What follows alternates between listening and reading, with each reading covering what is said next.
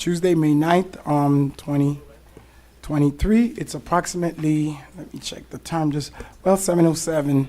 Madam Clerk, is that the right time? 7:06. See, so it's again, thank you for joining us for a regular North Miami Council meeting in our beautiful city. And I want to wish everyone who attended our Haitian Heritage Month ceremony, thank you. And also this month is Asian Pacific Month. We also want to, as we celebrate that, and also it's Mental Health Awareness Month this month.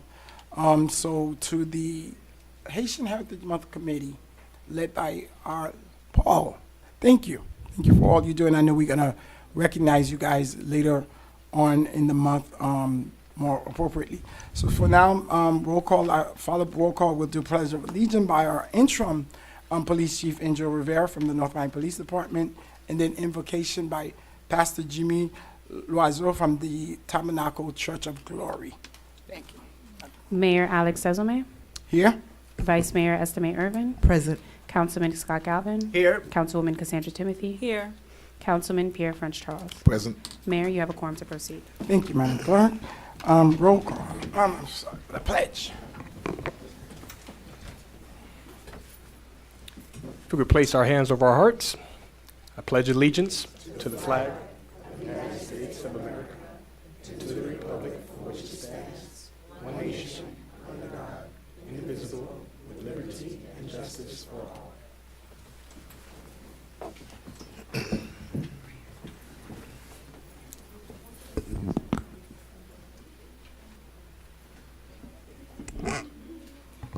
Would you please stand on your feet as we pray? Heavenly Father, in the matchless name and glorious name of Jesus Christ, our Lord and Savior, we come before you this evening to thank you above all else, to praise your name for this opportunity we get to serve and help this great city of North Miami. We pray now as the leaders that have been elected at sitting down here, we pray that you endow them with wisdom and understanding. We pray that you give them discernment, that the judgment they make will be for the advancement of the city and for all people. We pray in your name that you give all of them one heart, and that is a heart to serve.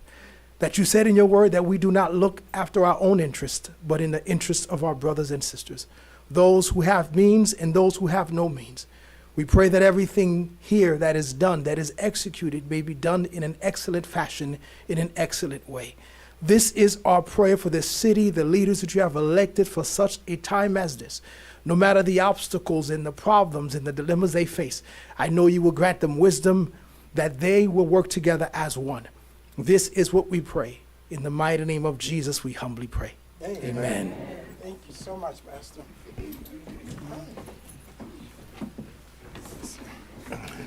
Okay.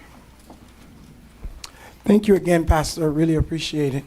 Now, Madam Manager, any addition, deletion, amendment to the agenda? No, sir. Thank you. Mr. Attorney, are we good to go? Yes, Mayor, the agenda is set. You may proceed. Thank you, sir. And now we're going to have several special presentation by members of the council. So let's just go and make it real quick. We do have a little thing going on up here, which some people are going to lose. Thank you.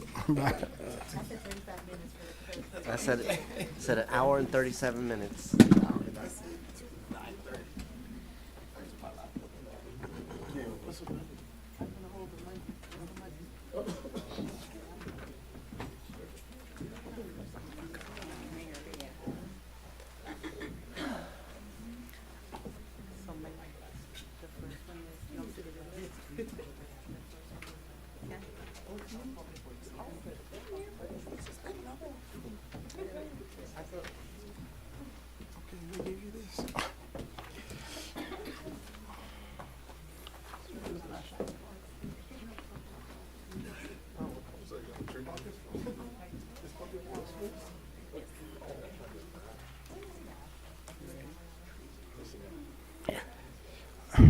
Thank you.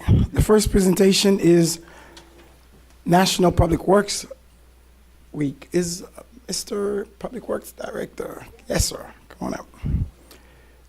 This is a proclamation. Pleased to issue this proclamation in honor of National Public Works Week, connecting the world through public works. There's a couple of whereas, and I'm not going to read all of them, but the first one, whereas public work professional focus on infrastructures, facilities, and services that are vital importance to the sustainability and resiliency of communities and public health, quality of life, and well-being of people in the great city of North Miami, Florida. And whereas in the public interest for citizen, civic leaders, and children in the city of North Miami to gain knowledge and maintain ongoing interest and understanding of the importance of public work and public work programs in their respective communities. Whereas the year of 2023 marks the 63rd annual National Public Works Week sponsored by the American Public Works Association / Canadian Public Works Association. Now, therefore, in consideration of the ongoing, I, Mayor Alex DeSome, Vice Mayor Mary Estime Irving, Councilman Scott Galvin, Councilwoman Cassandra Timothy, and Councilman Franz Pierre Charles, on behalf of the residents of the great city of North Miami, hereby proclaim the week of May 21st to May 27th to be National Public Works Day in the city of North Miami. So please help me congratulate.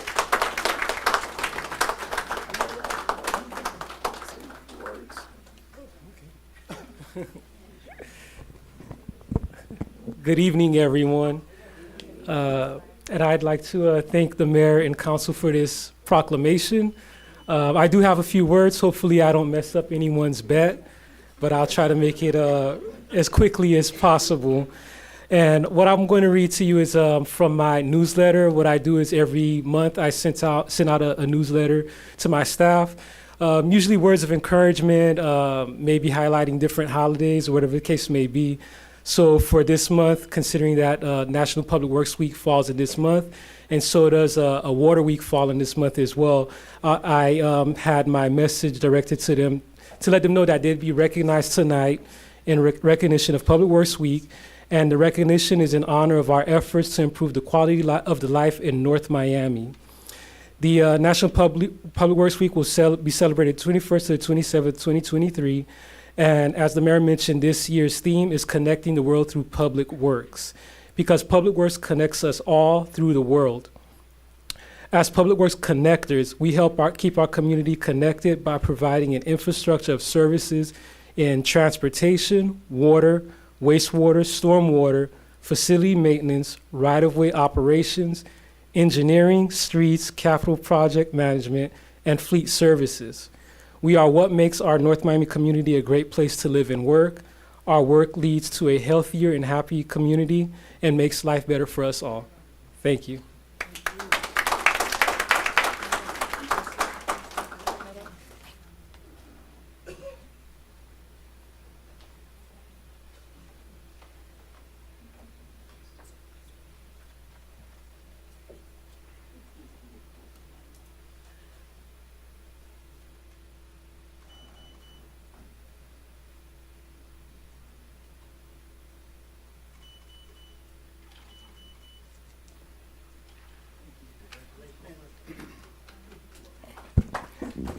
And for the next presentation, we're going to call Vice Mayor Mary Estime Irving, who will do the honor of mental health awareness presentation. Got two? You got one.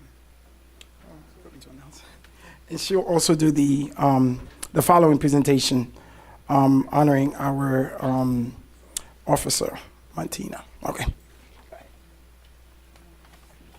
Good evening, everyone, and welcome to our council meeting. As you've heard, this month is not only Haitian Heritage Month, but it's also Mental Health Awareness Month. So we have a proclamation. So whereas Zeta Phi Beta sorority mission is to designate mental health illness, to provide awareness, advocate for, and to foster better understanding of mental illness, and to educate others to increase overall well-being.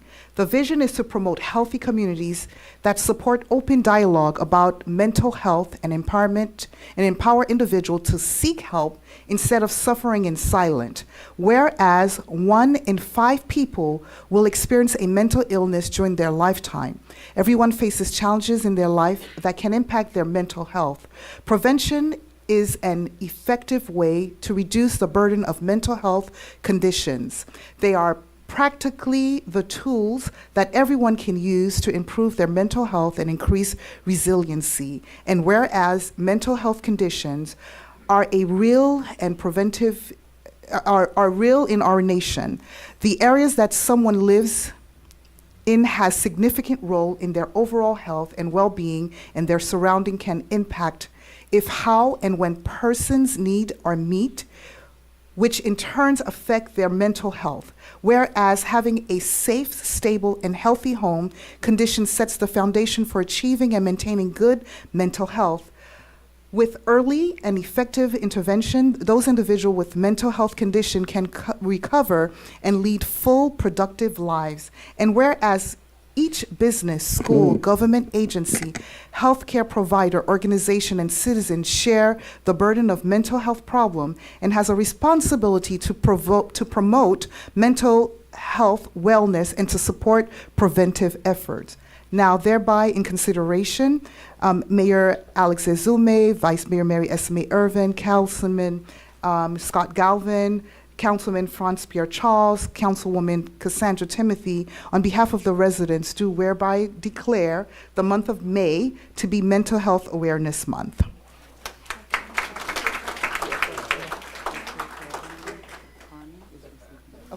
Okay, okay. Thank you. So Doctor is going to be receiving it, and if you have a few words, I'll let you.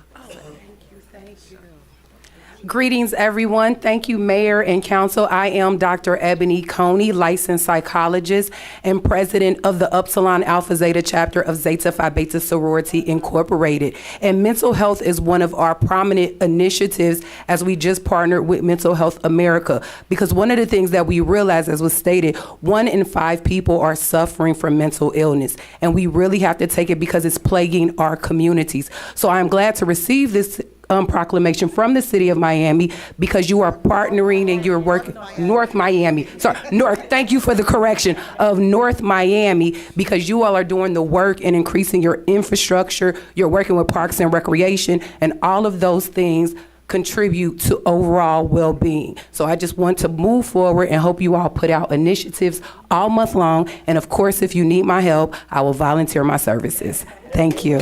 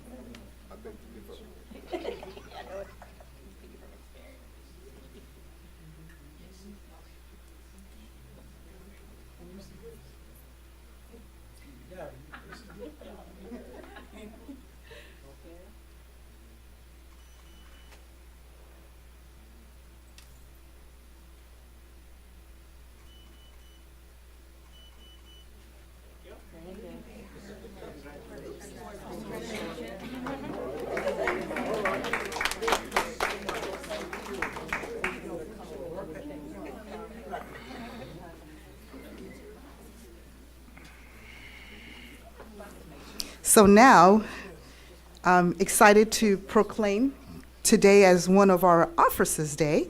So I have the pleasure of recognizing Officer Nicoline Montina, right?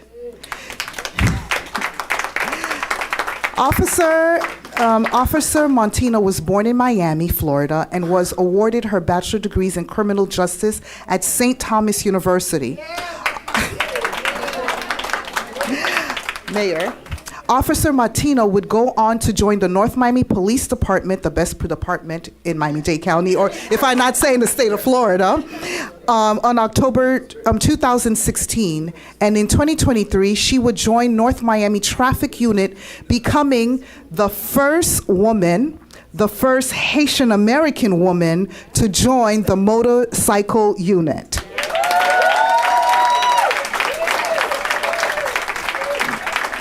So on May 19, 2022, North Miami Police Officer Montano was dispatched to an alarm cell called when she heard gunshots and saw a subject armed with an assault rifle shooting this weapon towards an apartment building without regards to human life.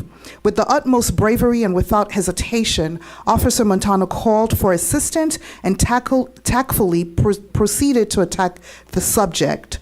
Officer Montano's courage and fast thinking prevented an active shooter from harming others. Officer Montano is recognized for embodying the core North Miami Police Department values of courage to make a positive impact within the North Miami Police Department by apprehending violent criminals who put many lives in danger.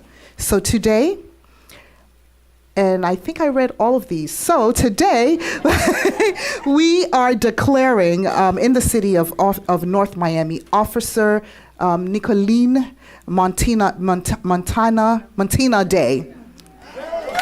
And if you would come up and say a few words.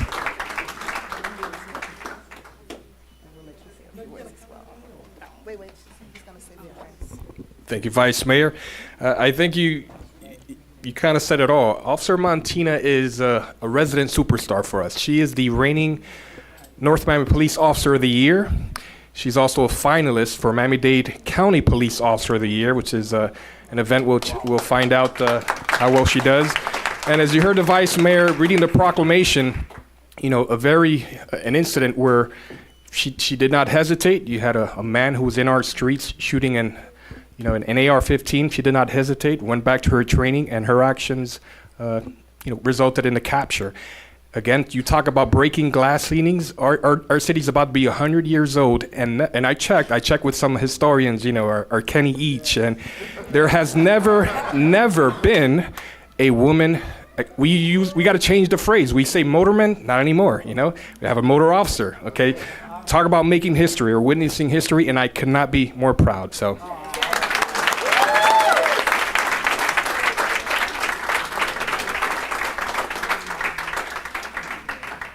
Okay, thank you, Chief.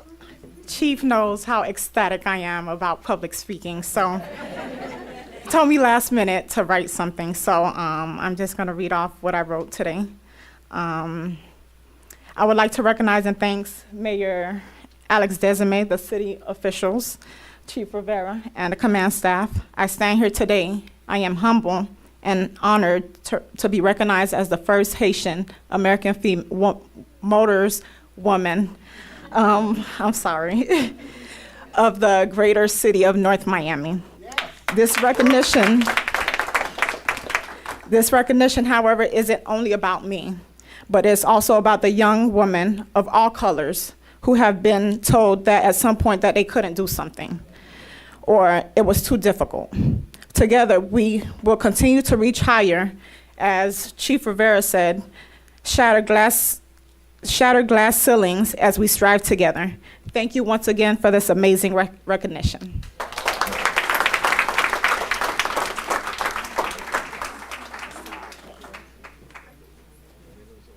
Motor officers, not motormen, motor officers.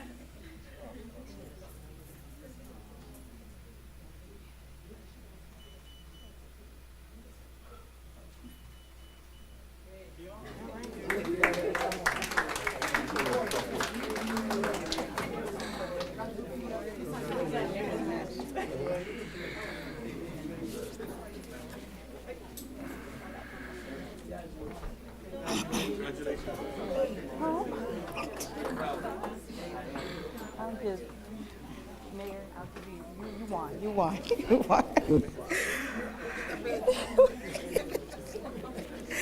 Good evening, everyone. My name is Councilwoman Cassandra Timothy, and this month we are celebrating not only Asian Pacific Heritage Month, Jewish Heritage Month, and of course Mental Awareness Month, but we also celebrate Haitian Heritage Month in the city of North Miami all month of May.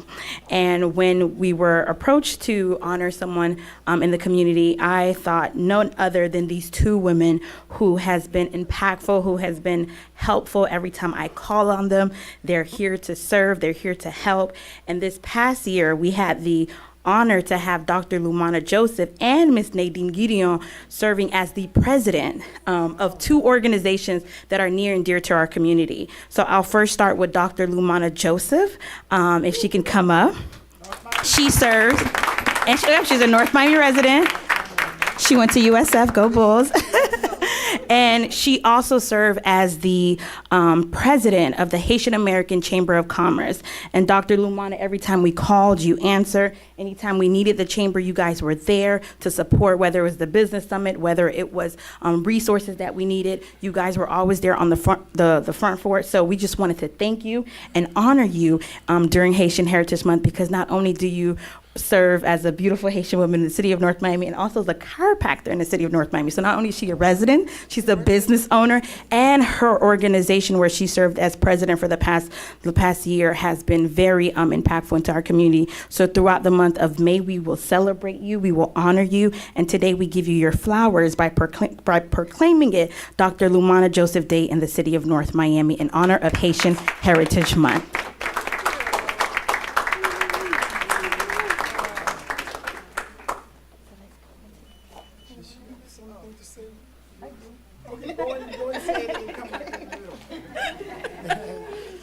Good evening, everyone. Usually I sit over here, so it was awkward for me to sit back here with everyone.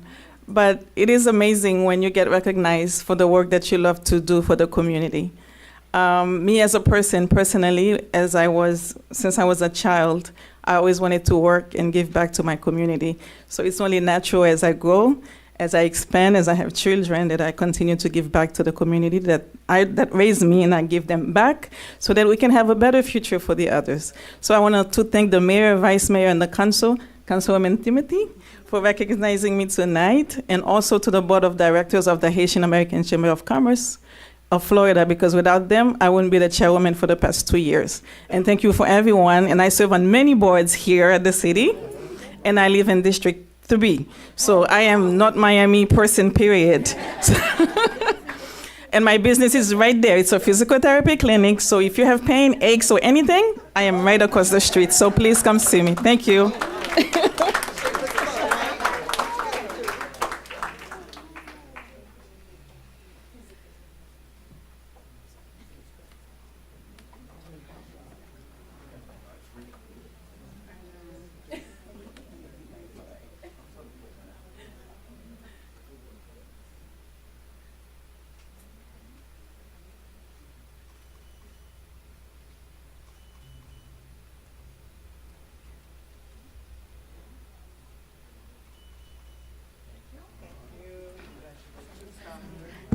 Congratulations, Dr. Joseph. And last but not least, the next person that I'll be honoring is Nadine Gideon. She served as the president of the Haitian Lawyers Association, and every time we've called, she was there when we needed town halls, when we needed legal advice and TPS clinics. You continue to serve every community, not just North Miami, throughout the state of Florida. They were even recognized by the Florida Supreme Court for all the work that HLA has been doing throughout the state, and especially here in North Miami. Every time we call, you're there, whether it was for the immigration town hall, whether it was for the Biden program that everybody calls about, whether it was when my mom has a question. But Nadine, you pick up the phone, you answer, and we thank you. We honor you today during Haitian Heritage Month, and during your tenure as president, we saw the amazing work that you've done, and you have left a pathway for Veronique now to trail. So thank you so much, Nadine, for servicing in our community, and And it is our honor to declare Nadine Gideon Day in the city of North Miami in honor of Haitian Heritage Month. Come on now.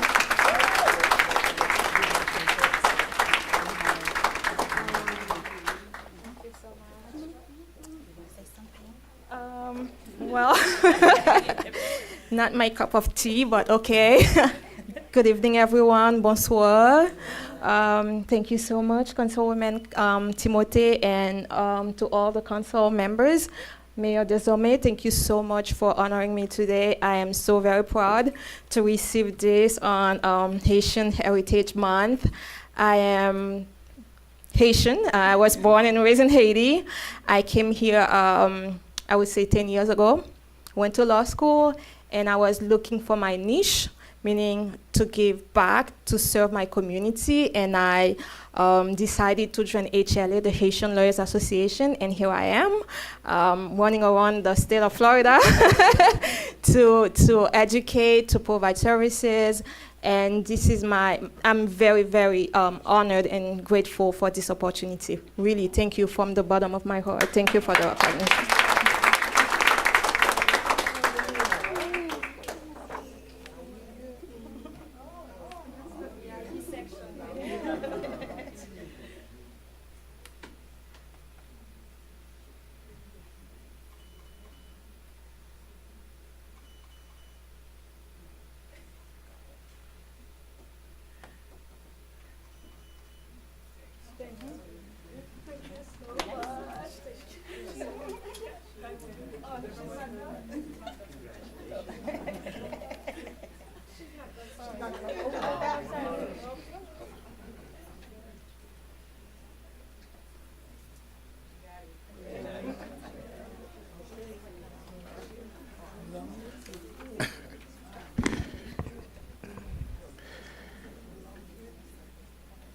Good afternoon, everybody. Bonsoir. Buenas tardes. I'm a teacher, and I don't like sleeping in the audience. Today, we, for Haitian Heritage Month, we are honoring a man who needs no introduction, because we commonly call him the mayor of District 4. Oseid Blanc Etienne. Blanc was born in Haiti many, many years ago. I just don't want to say the year. And Blanc migrated to the U.S. in 2000, and he's been in North Miami District 4 for all that time. And Blanc worked everywhere. Blanc is one of our patrol agent on his bike, and he's everywhere, and everybody knows Blanc. And Blanc is also a parent. He has only 8 children, and and about 19 grandchildren. So that's a large family, enough for a football team, and Blanc. So y'all need to put some respect next to his name. And now, therefore, in consideration, we the mayor of North Miami and City Council declare today, May 9th, 2023, to be Oseid Blanc Etienne Day.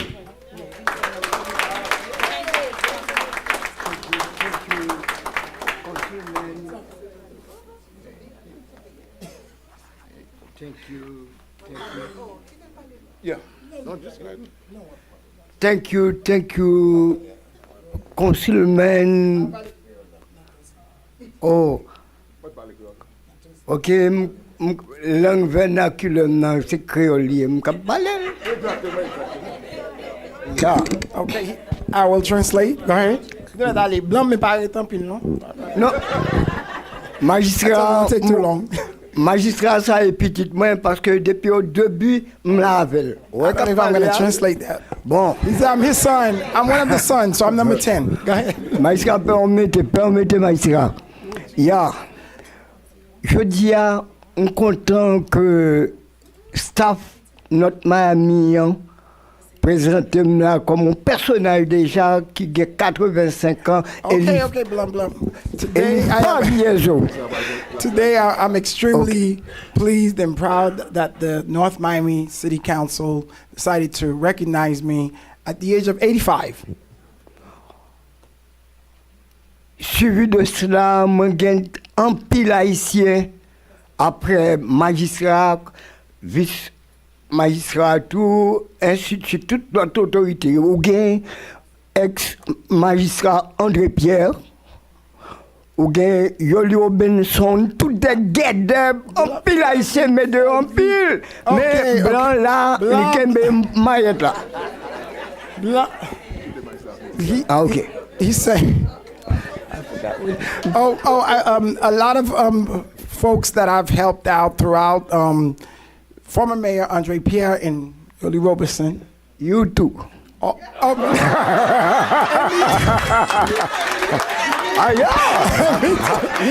part he just said. He just said that part. And me too. I'm happy. He said together. Okay. He said together. Yeah. He said together. I'm happy. Election. This is a blanc election. No, fini. Maïcha continue. Okay, fini. Ok, everybody, merci pour après-midi ça, nous venons porter He said, thank you to everyone. I really appreciate it for being here tonight. Thank you.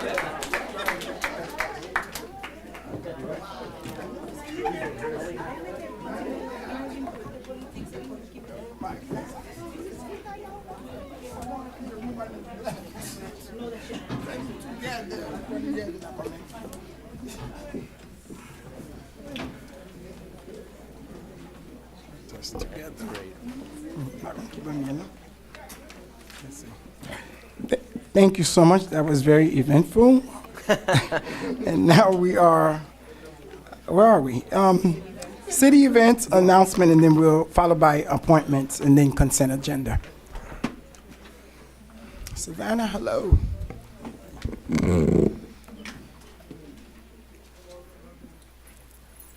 Good evening, Mayor, Council staff, North Miami neighbors, and guests. My name is Savannah Smith, and I am presenting the following announcements on behalf of the City of North Miami.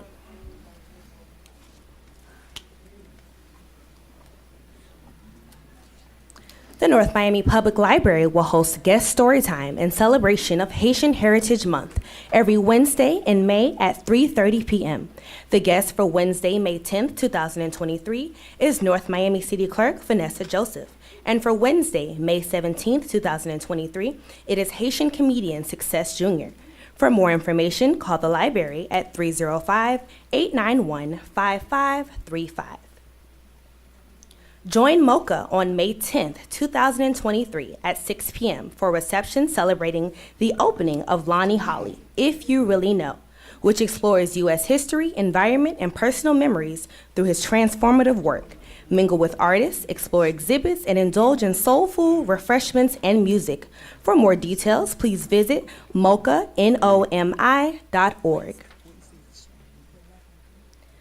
The North Miami Public Library will offer compa classes every Wednesday during Haitian Heritage Month at 6:30 p.m. The next two classes are Wednesday, May 10th, 2023, and Wednesday, May 17th, 2023. Space is very limited. To RSVP, please call the library at 305-891-5535.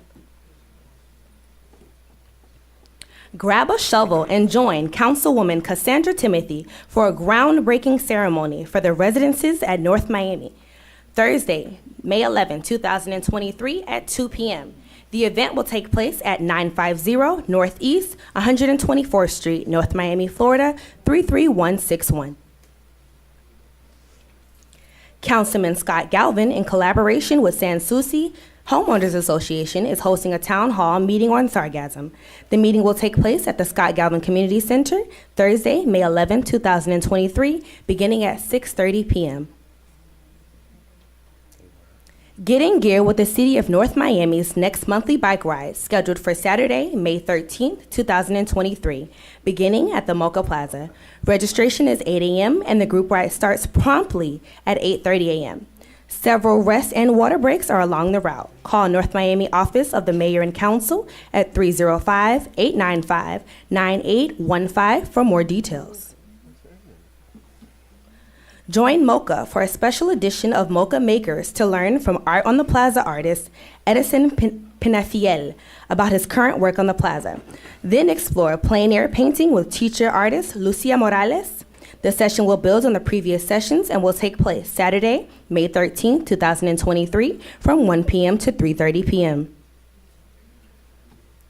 In recognition of Mental Health Awareness Month, the City of North Miami is hosting Run Know Me Run, a run-walk charitable event on Saturday, May 20th, 2023, beginning at Mocha Plaza. For details on its charity and registration, visit northmiamifl.gov/calendar.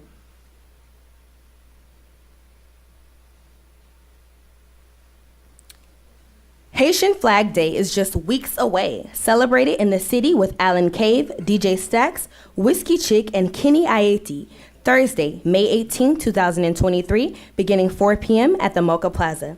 To stay up to date with NOMI news and events, log on to North Miami's website at www.northmiamiflorida.gov. Click on Connect with NOMI on the homepage to sign up for the city's newsletters. Also, follow us on Facebook and Instagram at North Miami FL and on Twitter at NOMI News. This concludes the city announcements. Thank you. Thank you, Ms. Smith. Madam Clerk. So we have 3 appointments. They're essentially reappointments to the Parks and Recreation Commission. And the resolutions would read as follows: a resolution of the Mayor and City Council of the City of North Miami, Florida, reappointing Jason Nieves, a second resolution for Robin Tisdall, and a third resolution for Sarah McDevitt to the North Miami Parks and Recreation Commission in accordance with Chapter 2, Article 3, Division 5, Section 2-187 of the City of North Miami Code of Ordinances, providing for an effective date and all other purposes. Move for approval. Second. Wait, do we don't, well, that's, disappointments, sorry to be moving second. We got one.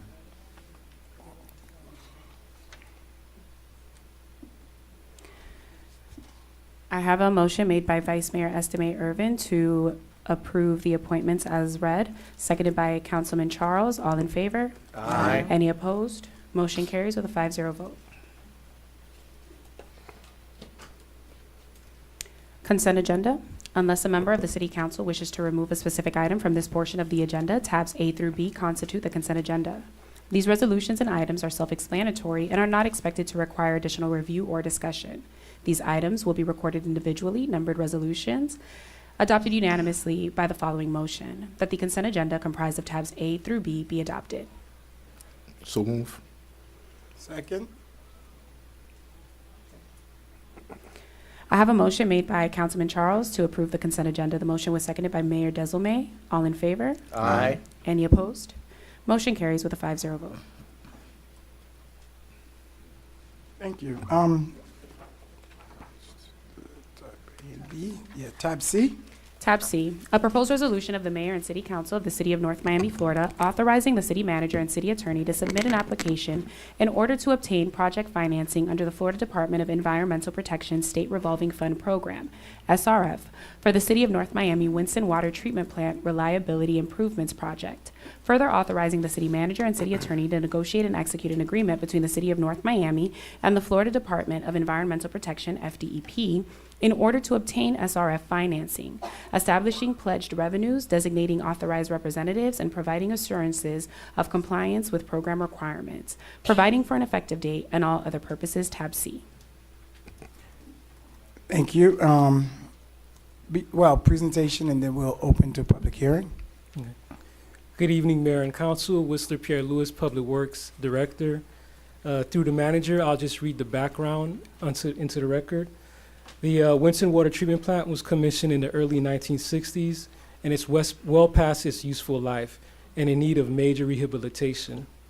Besides the recent filter rehabilitation, the city has implemented spot repairs to keep the water plant in service, but these are temporary measures.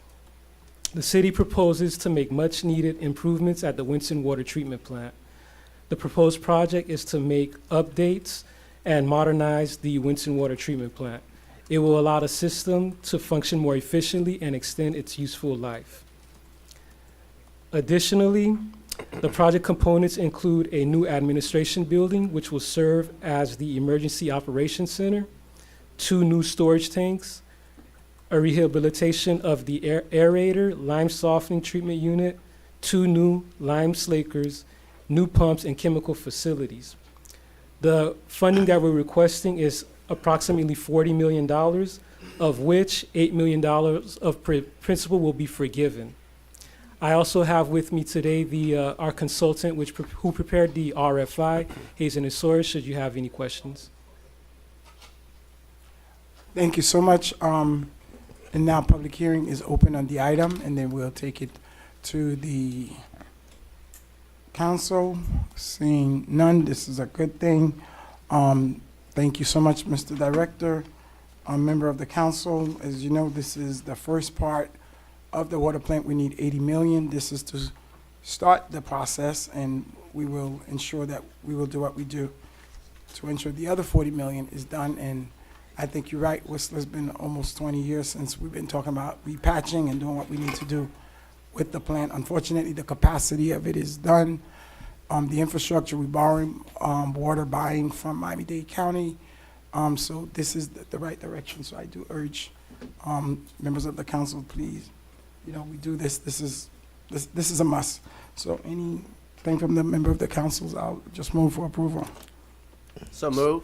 Second. Well, I moved it. Oh, you moved it? Second. All right. I did. You did? Closed it, yeah. Yeah. Second, open. Do we want I to have no clarify? questions. Yeah. Because the motion I heard was from Galvin, but No, it actually was from the mayor, and then Galvin seconded. Just Yes, you want to get it? no. Yeah, Just go ahead. not just for the record. We are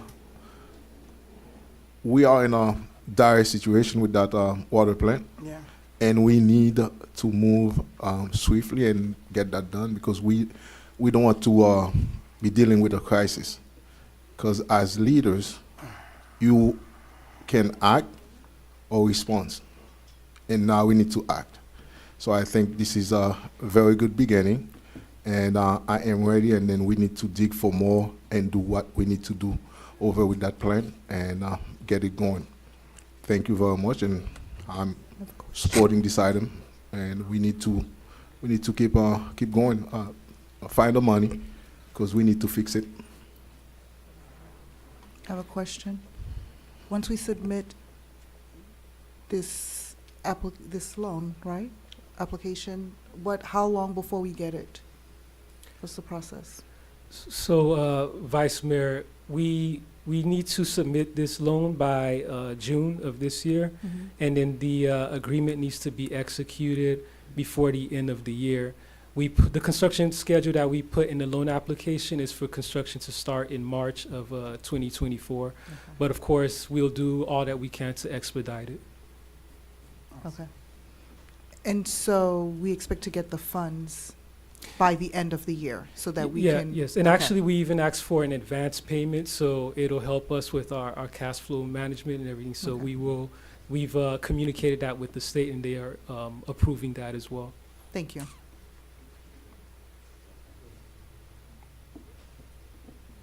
Call the question.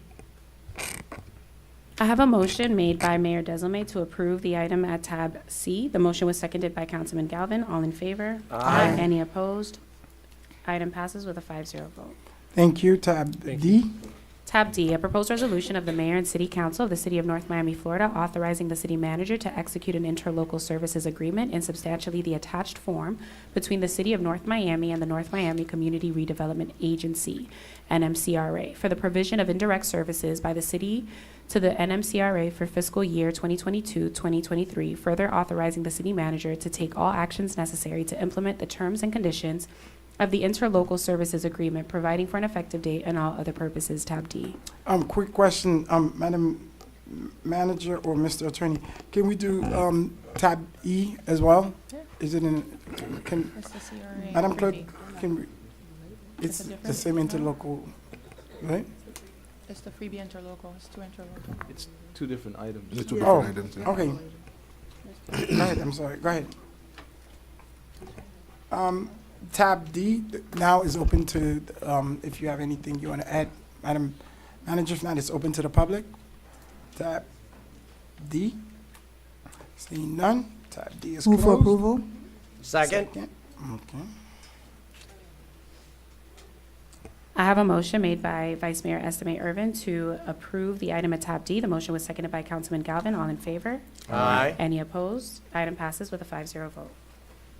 Tab E, a proposed resolution of the Mayor and City Council of the City of North Miami, Florida, authorizing the city manager and the city attorney to negotiate and execute an interlocal agreement between the City of North Miami and the North Miami Community Redevelopment Agency, NMCRA, to provide for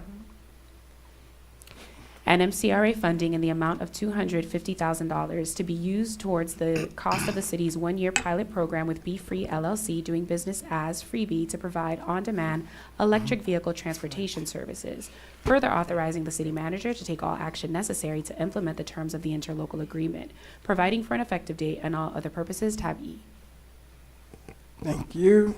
Again, this is for our freebie from the CRA coming to our city. Public hearing is now open. Ms. Sarah McDevitt. Sarah McDevitt, 14490 Northeast 10th Avenue. I just wanted to say, with regards to freebie, I know they've approached the city numerous times to set up a program.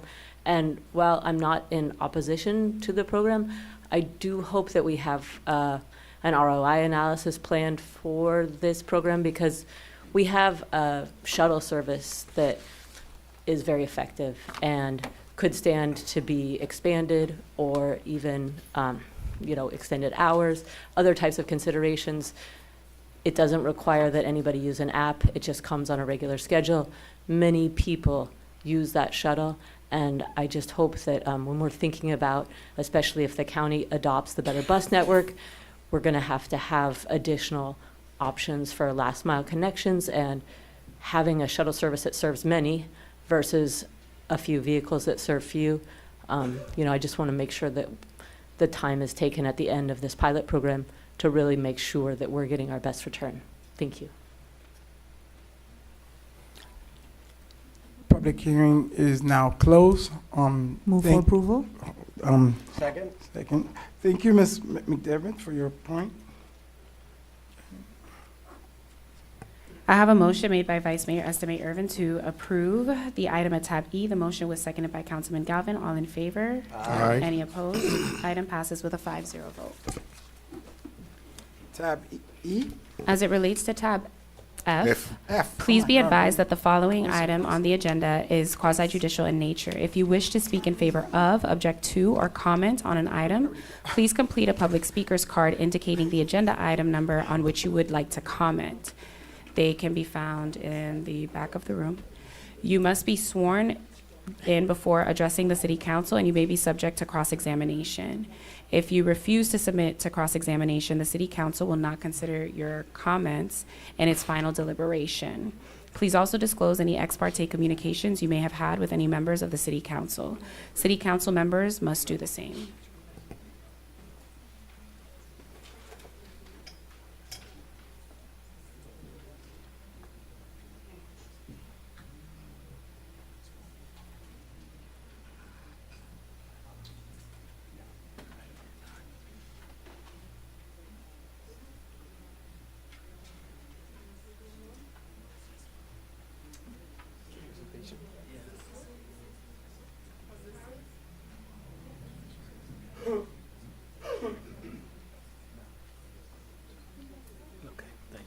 Mayor, while we wait, can I go ahead and just discuss the quasi-judicial process? Yes, sir, please do Just- so. I do this from time to time, and I think it's probably worthwhile to do this tonight.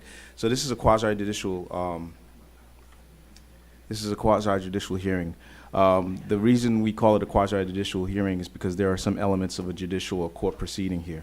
And normally you act as a legislative body. As a legislative body, the city council can take into account anything that it considers important to help it make a decision, including the popularity or public acceptance of a particular policy. In a quasi-judicial proceeding, the city council and the city boards are not allowed to take into consideration the popularity of a particular development proposal or request for variance or special exception. They can only consider the competent and substantial evidence before the board or the city council.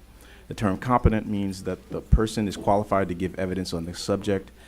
If special training or specialized knowledge is required, it is necessary for the person testifying to prove the person's competency to testify as an expert on a particular subject. Substantial means that there is sufficient, relevant, and credible evidence upon which to base a decision. Citizens who want to participate in the quasi-judicial process can testify as to matters which would require expert testimony, but they can testify as to factual matters and any element of the case that would not require specialized training or specific academic degrees. And finally, the city council or the board, considering a quasi-judicial matter, must make its decision based on the testimony before it. Other than common knowledge, they cannot consider anything that they encounter outside the public hearing on the application.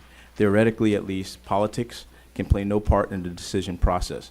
Bringing 50 people to the hearing, all wearing the same color T-shirts or carrying signs or some other type of demonstration of popular support or opposition is not supposed to be taken into consideration by the members of the city council or the board. Clapping and cheering in support of the statements of someone testifying is not supposed to occur. Asking everyone to stand up who is in favor of or in opposition to the application has been held by the courts to be improper. It doesn't make any difference who has the most people and supporters at the hearing. It is the quality, persuasiveness, the relevancy of the testimony, and the credibility of your witnesses presented to the board and which become part of the record of the proceedings that will make the case. And in terms of our quasi-judicial procedures, I'm just going to run through how this normally works. So we begin with the disclosure of ex parte communications and personal investigations by the council. There will be a presentation by the city staff, presentation by the applicant, public comment, and then cross-examination first by city staff, then by the applicant, and then cross-examination by the board or decision-making body. There'll be a rebuttal by the applicant, closing of the public hearing, discussion among the members of the decision-making body, and then motion by decision-making body with explanation of position, and finally an action by you. I just want to lay that out. As I said, I do that from time to time.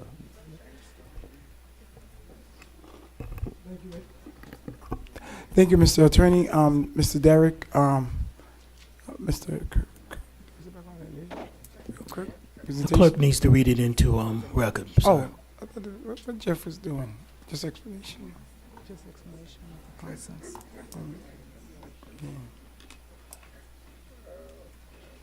That's the judge.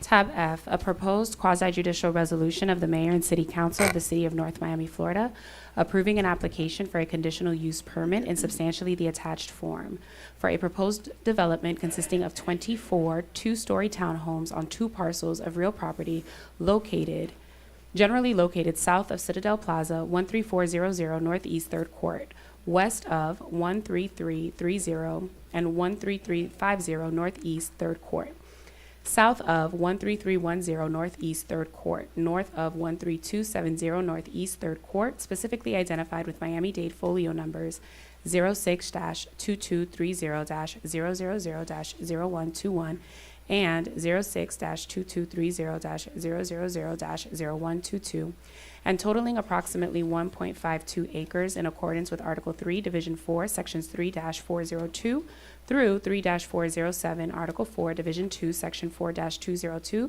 Section 4-203, parentheses, capital A, Section 4-204 and Section 4-205 of the City of North Miami Code of Ordinances, Chapter 29, entitled Land Development Regulations, providing for an effective date and all other purposes. I just want to remind everyone that if you have not already done so, to please take a public speaker card. Again, there's a stack of them there are multiple stacks of them in the back. Since everyone is pretty much filling out their forms now, I don't see a need unless the city attorney objects to swearing people in again, given that when you sign this, you're essentially swearing. All right, thank you. Good evening, Mayor and Council. Derek Cook, Director of Community Planning and Development, through the City Manager. As stated by the Honorable City Clerk, the item before you is a conditional use permit to allow for the development of a 24-unit, two-story townhome development seeking 6 bonus units. The subject property is 2 parcels totaling approximately 1 acre, .57, which is approximately 68,268 units. Square footage. The property is located as stated by the city clerk, south of Citadel Plaza, 13400 Northeast 3rd Court, west of 13330 and 13350 Northeast 3rd Court, south of 13310 Northeast 3rd Court, north of 13270 Northeast 3rd Court. The current condition of the lot is vacant. The zoning is R4 with a land use map designation of low, medium density residential, which has a maximum height of 35 feet and allots for 12 units per acre. The applicant is seeking 24 units. It has 18 units by right. Through the floating unit, through the conditional use permit process, they could seek an additional 25 units per acre, which would be 37 units per acre, which would allow them to have as many as 50 plus units on that site. They are choosing only 24 units for the site. At the March 7, 2023 Planning Commission, the Planning Commission did recommend denial of the proposal with a 5-0 vote. As stated earlier, the proposal is a 24-unit, 2-story townhome. So it's important to state this: the 2-story townhome is only 24 feet. The maximum height that is allowed in the area is 35 feet. It's fee simple ownership. They will have 54 parking spaces. The requirement for the site is 38 parking spaces, so they're exceeding the minimum number of parking spaces by 16 parking spaces. They would have enhanced stormwater requirement, low impact development activities, and 10% increase in the minimum drainage requirement established by the Miami-Dade County. 100% Florida native vegetation, and created more absorptive and landscape. And they will have berms. The economic impact, they anticipate 74 short-term direct and indirect jobs during the construction time of 2 years, with approximately $4.2 million in wages. Ad valorem taxes is $54,075 annually. Impact and development fees is approximately $103,223.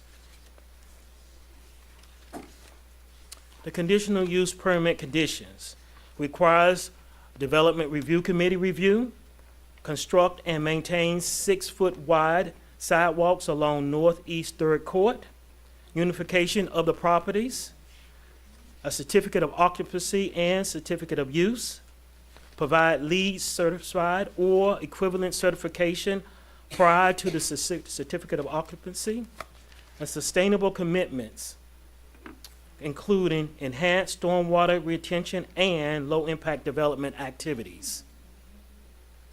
Next steps.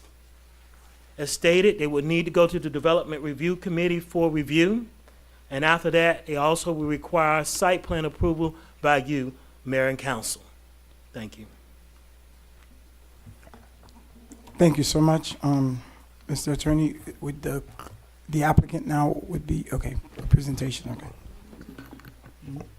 At what point do we, Mr. Attorney, at what point do we disclose ex parte communication? We should be doing that now. Okay, so I just want on the record to say that I had ex parte communications with the applicant.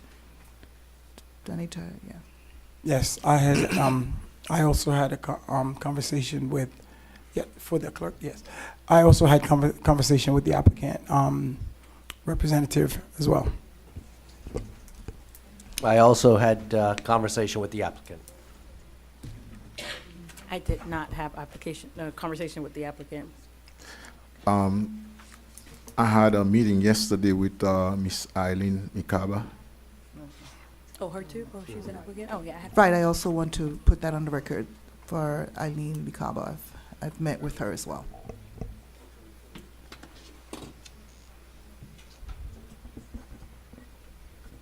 Good evening, Mr. Mayor, members of the council, and city staff. Jerry Proctor is my name. I'm an attorney with office at 7600 Southwest 57 Avenue. I'm joined by my client, Mr. Paul Tremblay, and it's my honor and privilege to represent this project and to represent and work with Mr. Tremblay, and also with my co-counsel Ron Book and his colleague Kelly Millett, who are here with me. Mr. Mayor, as Mr. Cook stated, this is a conditional use permit application on 1.57 acres. It is along Northeast 3rd Court. It goes back from 3rd Court and opens into a larger piece of land that is adjacent to commercial land where the townhouses would be located if the project is approved and developed. Does your staff have our PowerPoint? No.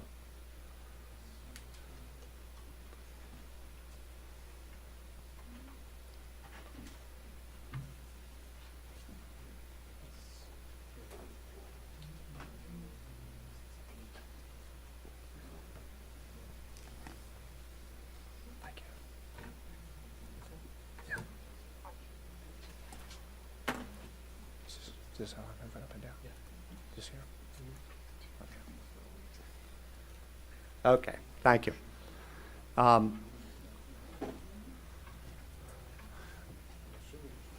As Mr. Cook stated, we are here in a capacity of a conditional use.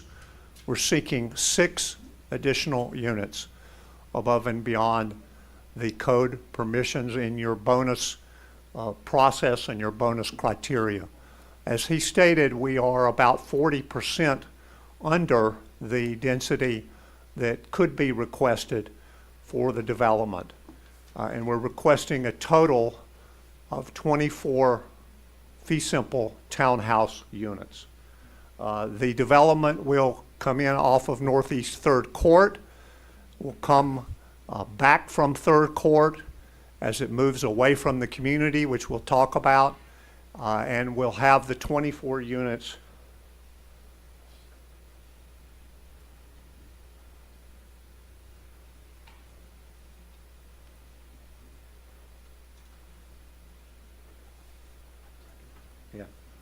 We'll have the 24 units with one common interior driveway in the back of the development, well spaced from the residential community. Is this it? This is another bird's eye view of the proposal. The development, as Mr. Cook stated, will be 2 stories in height and will be up to 26 feet in height. The access for the development will be off of 3rd Court. And I'm not sure how well you can see this particular slide, but 3rd Court is down at the bottom. The development will come in and out on 3rd Court. There will be no units in the area along 3rd Court coming in to the property. That will be an area where there will be access. There may be things such as bike racks and mailboxes, but there will not be units in that area. There are already retaining walls built along the property lines in that driveway, future driveway area, and we'll talk about that a little bit more as we go along. As Mr. Cook indicated, we comply with all of the conditional use standards in your code. and I want to highlight a couple of them without going on too much, hopefully. Your code and your bonus process talks at length about providing more housing options in the city, modernizing the housing stock, and providing home ownership opportunities. This proposed development, with a very low number of bonus units of 6, provides those benefits, provides a more modern development, a home ownership development, an attractive development, and a low-rise development that fits in with the community. It's consistent with the R4 district standards and with your master plan. And it's compatible with the adjacent uses. The area coming in off Third Court is residential. It is also zoned R4.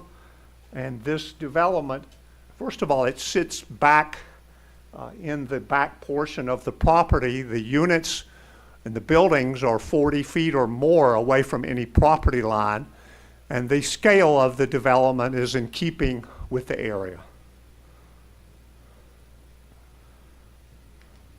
Your staff report also indicates that the development enhances community character and that it complies with Section 4-310, the North Miami Transit System overlay requirements, and that there are no open code violations on the property. Mr. Cook outlined some of the attributes of the development, the fiscal attributes at time of construction, at time of permanent occupancy, in terms of impact fees and annual ad valorem taxes, and green construction methods. We have no issue with anything Mr. Cook said. We have no issue with the staff report, with one exception that I'll get to in a little while.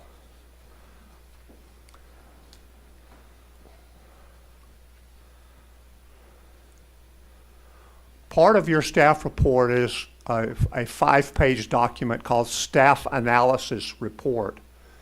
We comply with every criteria in that report, and we have no objection to it.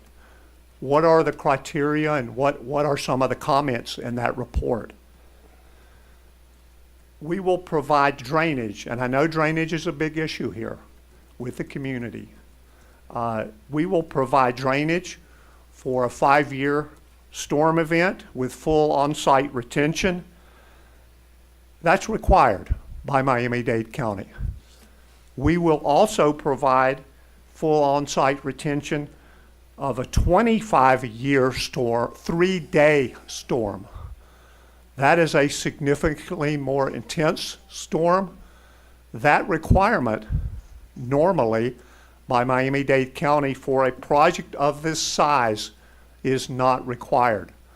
Miami-Dade County requires that type of retention when you have at least 2 acres of impervious surface that you're proposing as part of your development.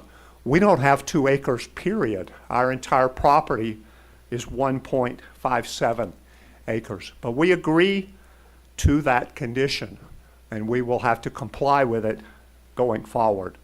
We have also agreed, as Mr. Cook mentioned, to provide a managed stormwater management system to retain an additional 10% over the minimum requirements.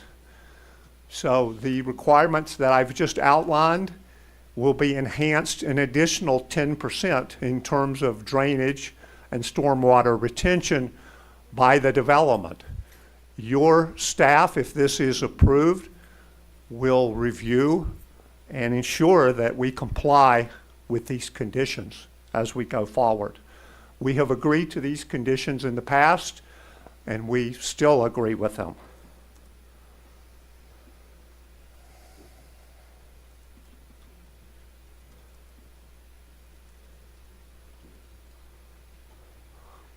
Is there anything else we've done or anything we will do? Yes. I've entitled this slide Past Improvements. We have installed, without requirement by the city, a berm on our property.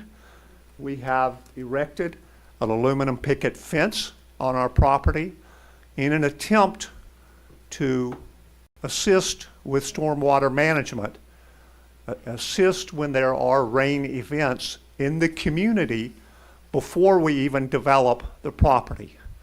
We have provided those enhancements in advance, essentially, of any development. And they're not required at this point. These are things that we have done. We have worked with the community to inform them of these events. We have worked with the city, your Public Works Department, to advise as we have come in and made these improvements. We have stabilized the soil. We have provided the fence that I just mentioned. We've provided grading. We've repaired the landscaping. And we have retaining walls along the borders of our property already. And I would tell you that those retaining walls are going to be required in the long term for the permanent development, but they're already in place. And those retaining walls serve to help address any flooding issues, any rain events.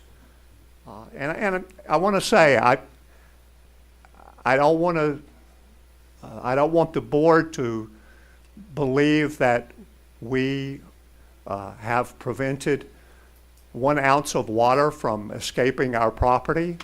We just had about a month ago what has been termed a 300-year storm event. And so we have worked these improvements. Some of them were in place prior to that time.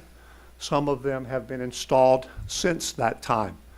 We are attempting, because we know development takes time, and we know that drainage is a concern in the community, we are attempting to mitigate our development essentially before it happens.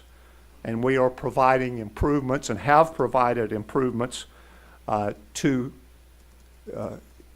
further that effort and to further our commitment. What the city has told us, and we've met numerous times with staff at all levels, is that they want us to be a pace setter. They want us to help address drainage in the area. And we believe that we have done that, and I'm going to show you in a minute how we're going to address it in the long term.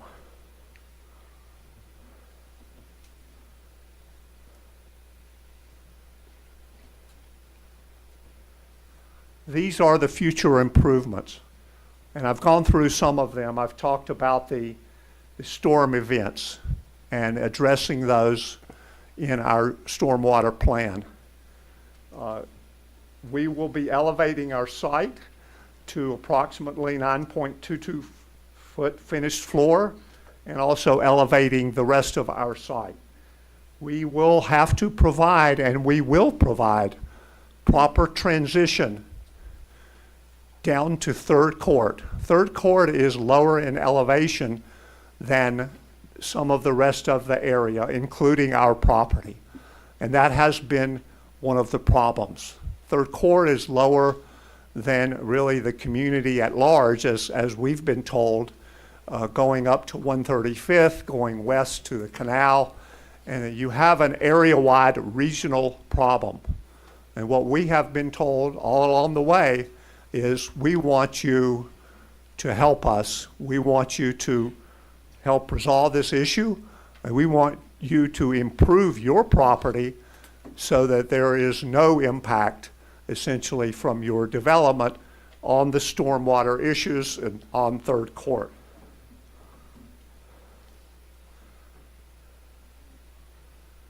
I mentioned the retaining walls, which are already in place. Those retaining walls are going to be required to provide that transition from our site down to third court and to provide proper mitigation while the city looks at a regional solution. We know that the city is letting contracts and doing design on significant improvements in the area, and we will, as I said earlier, we will be the pace setter on that. We hope to be the pace setter with your help.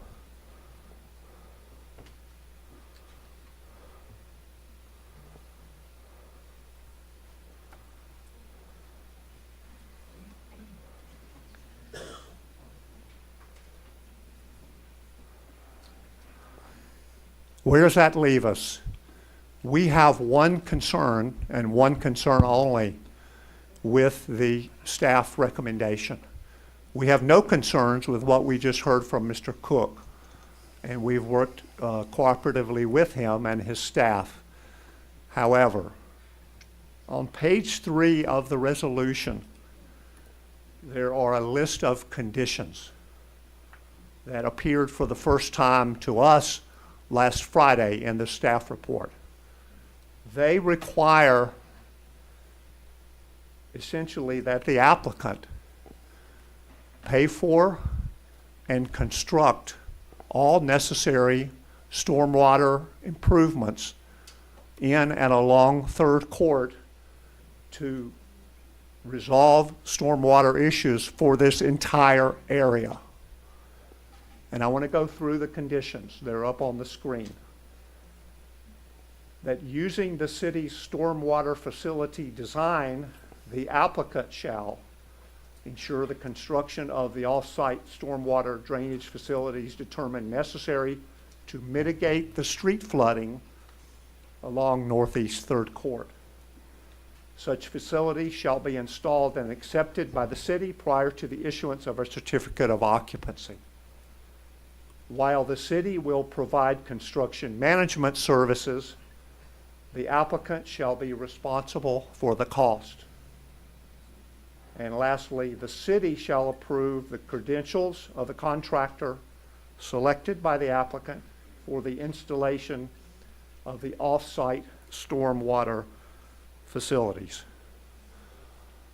I say this respectfully to the council. This application, and you have heard the same from your staff, complies with your code. That is the standard by which you must, which must govern you this evening in your conditional use deliberation. These conditions are not acceptable to the applicant. And they're not acceptable for several reasons. Number one, the city, it's the city's design. The city has a veto right over the contractor, and the applicant pays for regional improvements to Third Court. And the applicant is prohibited from obtaining a certificate of occupancy. Third Court is a regional problem. It is something that we have said, and we say tonight, that we want to be a partner in solving. We want to provide a first-class development with stormwater retention and stormwater management that far exceeds the code. But we cannot write a blank check to the city. The condition indicates that the requirement will basically be to mitigate the street flooding along Third Court. We don't know what that means. We don't know for how many feet, we don't know for how much time, and we don't know for how many dollars. This is an improper, these in total are improper conditions. They violate your code because they don't comply with the staff analysis report as summarized by Mr. Cook and is in your package, the 5-page report. They're not consistent with those elements and those requirements. The conditions are what's commonly called exactions, and they are improper because they don't comply with your code. They place this applicant in a situation where he is treated differently than other applicants that come in front of you. And that we have essentially no control over the cost, no control over the distance, no idea what mitigate means. This is not permitted. It's not permitted as a matter of code, and it's not permitted as a matter of law. And I have presented to your city attorney as quickly as I could after I got the recommendation some analysis in this regard that I hope will be useful in the deliberations. We want to go above and beyond the code. We want to be, as I said earlier, a pace setter. But we alone, as a 1.57 acre property owner, cannot shoulder the burden for a regional problem on property that we do not own and that we cannot control. And again, I have presented some information to Mr. Cazot, which I hope will help in his consideration. We believe that these conditions are arbitrary and that they depart from the essential requirements of law, and that they are not, to paraphrase Mr. Cazot's opening remarks, which I appreciate, they're not substantial, competent evidence. They're not related to our application or to the standards in your code for conditional use applications. They come essentially out of left field, and they negate to some degree, I'm sorry to say, the rest of the report, which is technically based, fact-based, and accurate.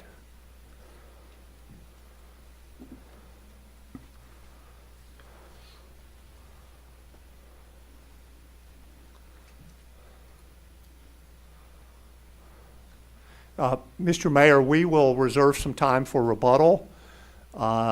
We appreciate your time.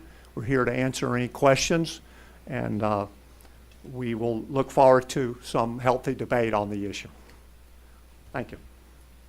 Thank you so much, Mr. Counselor. Mr. Attorney, before we go into, I have a couple of folks. Can you clarify some of the conditions or information that you shared before we get into? I or you wanna- apologize. Yes. As Mr. Proctor was reading those, I had not seen those before. I did go through the package earlier today. I missed that. I would have to agree with him. And we actually had discussions among ourselves that after we talked about the study and what the study required, we actually had a meeting this week, and we said that we would not require them to construct anything outside of their property. So I'm not sure if that just got left in there. It got left in there. But it should not be in there. And what should not be in the staff report? No, the conditions The that are on conditions. page, I think that's what Mr. Proctor was reading from, page 11. Page 3? Page No. 11 and 12. Oh, It lists stormwater management, and then it lists from A to D, 4 requirements, which we are internally discussed would not be requested from the applicant. Okay. So board members, we will completely disregard that fact in terms of that. Is that correct, sir? Yes, sir. I would ask that you disregard that part of the report. How do we, I have a couple of applicants. Do we just call them out? This portion of the proceedings, this would be a public comment. Yes. And with the public comments, I have the information here. I think Madam Clerk said once you submitted this would indicates that you have sworn in, so that there wouldn't be anything unless if you want to turn something in right now, please do so now. I'll accept it. Mr. Right Mayor, now? Yes. if I may, I just wanted to ask a question. Those conditions that he stated, and then I'm reading here, was that we made that error? Did we put that there? Yes, when we were initially working on the application, we were looking at opportunities to mitigate some of the items. We did have it there originally, and then after discussing it with the city attorney and having the meeting, he advised us that those are things that we cannot require. Require. So this was just an oversight on staff's part to remove that part from the memo. Okay. We'll start with Marisol Medina. After Marisol Medina, Michelle Morgan, followed by Lori Langberg. And I'm sorry if I'm pronouncing the name incorrectly in advance. And Mark Redloff. I do apologize in advance. So these four are up. And I'm going to call it again. Am I saying it? Yes, it's 2 minutes for these folks. Marisol Medina, hearing going once. Is Marisol here? There are two podiums, so please be sure to yes. line up Both. at them. Marisol and Michelle Morgan, please. I see Michelle. Hey. And then you Michelle, ma'am? Yes, right? Hi, good evening. Michelle Morgan, 13140 Northeast 3rd Court. I would like to give my time to Eileen Bakaba, if that is possible. Okay, did she fill out one of these, Miss? Oh, yes, I see it. Okay, that's fine. Okay, thank you. Is that? We don't normally do that. Huh? We've never done that before, giving other person Oh. time. Everybody could give If one we're changing the person a procedures, then I would ask that you all have a discussion about what procedures you're changing and then take a vote on it. Okay, so the attorney just advised me that we can't do that. So go ahead and say your piece, whatever that you would want to say. Okay? Go ahead. Okay, forgive me, I'm No not a problem. very good public speaker. That's okay. My concern with this development concerns the parking. You have 24 units with at least 2 parking spaces per unit. That's 48 parking spaces. With them only having 54, you only have 6 extra spaces for anybody else that needs to come into the development. With multi-generational families now living together, you are more than likely going to have more than 2 cars per unit. And the 6 extra is not going to cover the rest of visitors, extra family members that are staying there. I have family that still lives with me, my daughters, and we have 4 cars in my area alone. So I know that this is going to cause extra traffic going into 3rd Court, and it is going to end up having people parking on the swales, which is going to cause an issue with tamping down the swales and causing increased flooding because of that, because there's nowhere for the water to drain in the soil. It also, I would believe, cause extra traffic that cannot be on 3rd Court because you can barely get 2 cars on 3rd Court when people are going by, and it's already used as a bypass. So that is just my concern with the parking and with the traffic that's going in and out of 3rd Court, and I would hope that they could find another way to get in. Thank you. Thank you, Ms. Morgan. And you sure you say you have a problem with public speaking, ma'am? Thank you. The next we will have, I'm sorry, it's a couple of folks. We will have, is Marisol here? Okay, Marisol is, okay. Laurie, again, Mark, and then we will go to Jose Rivera, and then we will have Irene Acaba, and then Gwen West in this order. Yes, either or. This is done. Good evening. Good evening. My name is Lori Landgrebe. I live at 385 Northeast 131st Street on the corner of 131st and Northeast 3rd Court. You're going to hear, and you have heard, a million reasons for this development not to happen. Obviously, the flooding, the fact that the developer is the cause of the flooding. I'm going to say that again. The developer is the cause of the flooding. So all these mitigation suggestions that were just taken out, obviously were something that we were going to applaud. But even with that, this is a development that should not happen in this location and should not have ingress and egress coming in and out of 3rd Court. Unfortunately, this neighborhood is very connected We are all in unison on this objection. And so because this is quasi-judicial and we really don't have any chance to really object to this in a real way, I will just object to the fact that there has been no notice given for this meeting. There was not sufficient notice. We did have competent testimony that we wanted to bring to these proceedings, and we were not given sufficient notice. So I do want to object to that. I would like to object to Ron Book's involvement in this as a conflict of interest, and you know, I would be very disappointed if this thing goes through. Thank you.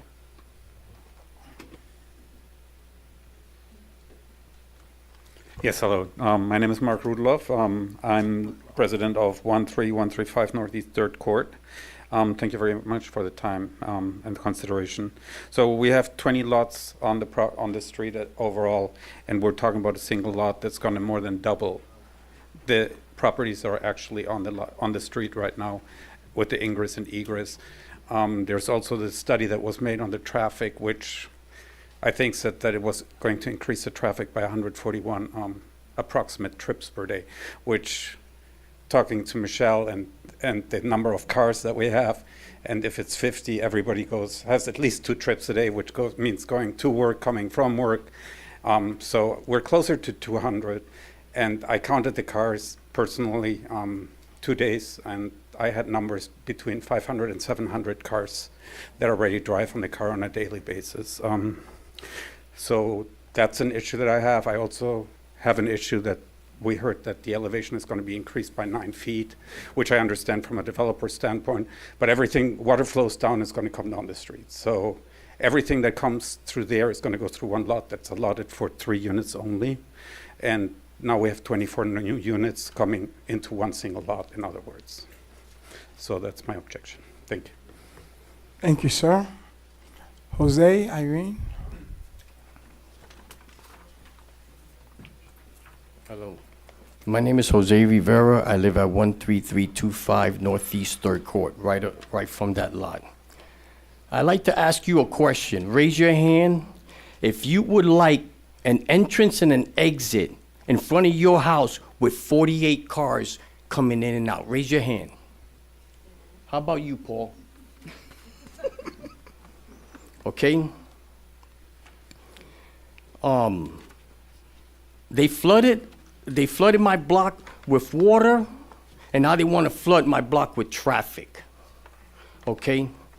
They had the land that they got, they chose to build the Citadel that big. If they would have built it that big, they had the space so they could have the entrance to go out and in from 135th. That's what that lot was, the entrance and the exit is for.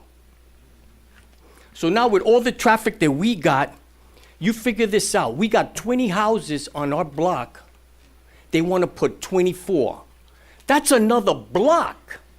They're putting a whole block on our narrow street. That's insane. They can use 3rd Avenue. They could cut the hole on that wall that they put up, and they got the perfect entrance and exit on 3rd Avenue. All they have to do is finish paving that road. They got the perfect entrance and exit. They don't have to touch 3rd Court. They've done enough to us already. I don't understand why they're even here. I'm asking you, they got 3 choices. They could either go out the exit of the storage unit, or they could, where the daycare is at, they could just move that and they can go right through there. But they got 3 choices. They don't have to. They already put the berm up and they got a fence. That's how it should stay. They should not be allowed to do that. They got a 3rd Avenue is the perfect entrance and exit for these people. Thank you, And Mr. he didn't Rivera. raise his hand when he said he didn't want the 48 cars. We didn't raise our hand either. Jesus, thank you. Yes, good afternoon. afternoon. Eileen Bicaba, 13350 Northeast 3rd Court. I'd like to make a request to do a presentation. How long? We ain't got time. How long is your presentation? How long? Okay. Well, we were gonna have other people give me the time, so I was gonna have it as 6 minutes. So how much time can you give me, sir? So that I can readjust on the fly? 5 minutes, please. 5 minutes, okay, sir. Set 5 minutes, please. Mr. Mayor, I think if we give Ms. Bacaba 5 minutes, we should give every speaker who comes afterward 5 That's fine. minutes, and then allow whoever didn't get their full 5 minutes previously to come back up. Well, that's fine if the people wants the 5 minutes, or,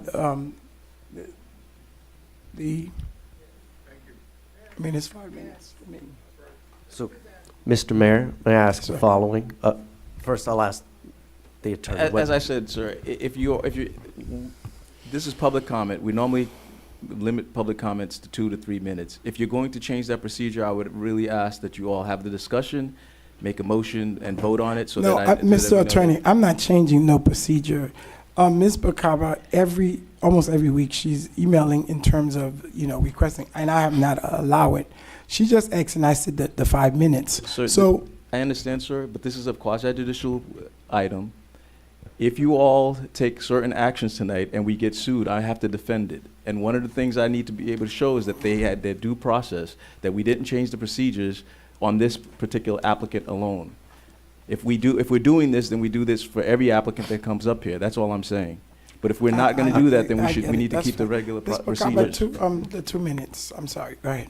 Go ahead. Okay. May I use the overhead, or It's Mr. the Mr. Attorney, am Attorney, I yes. allowed to do the overhead? Problem is, your time will be running during the time you get that set up. It's already set up, sir. Mr. Mayor, I defer to you.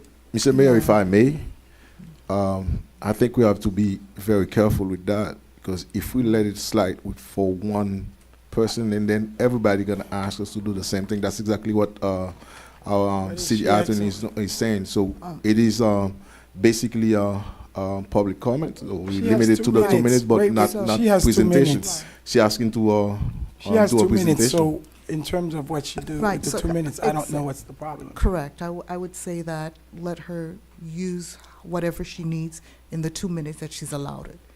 Can you guys please put my PowerPoint up? All right, so I have to adjust on the fly. Okay.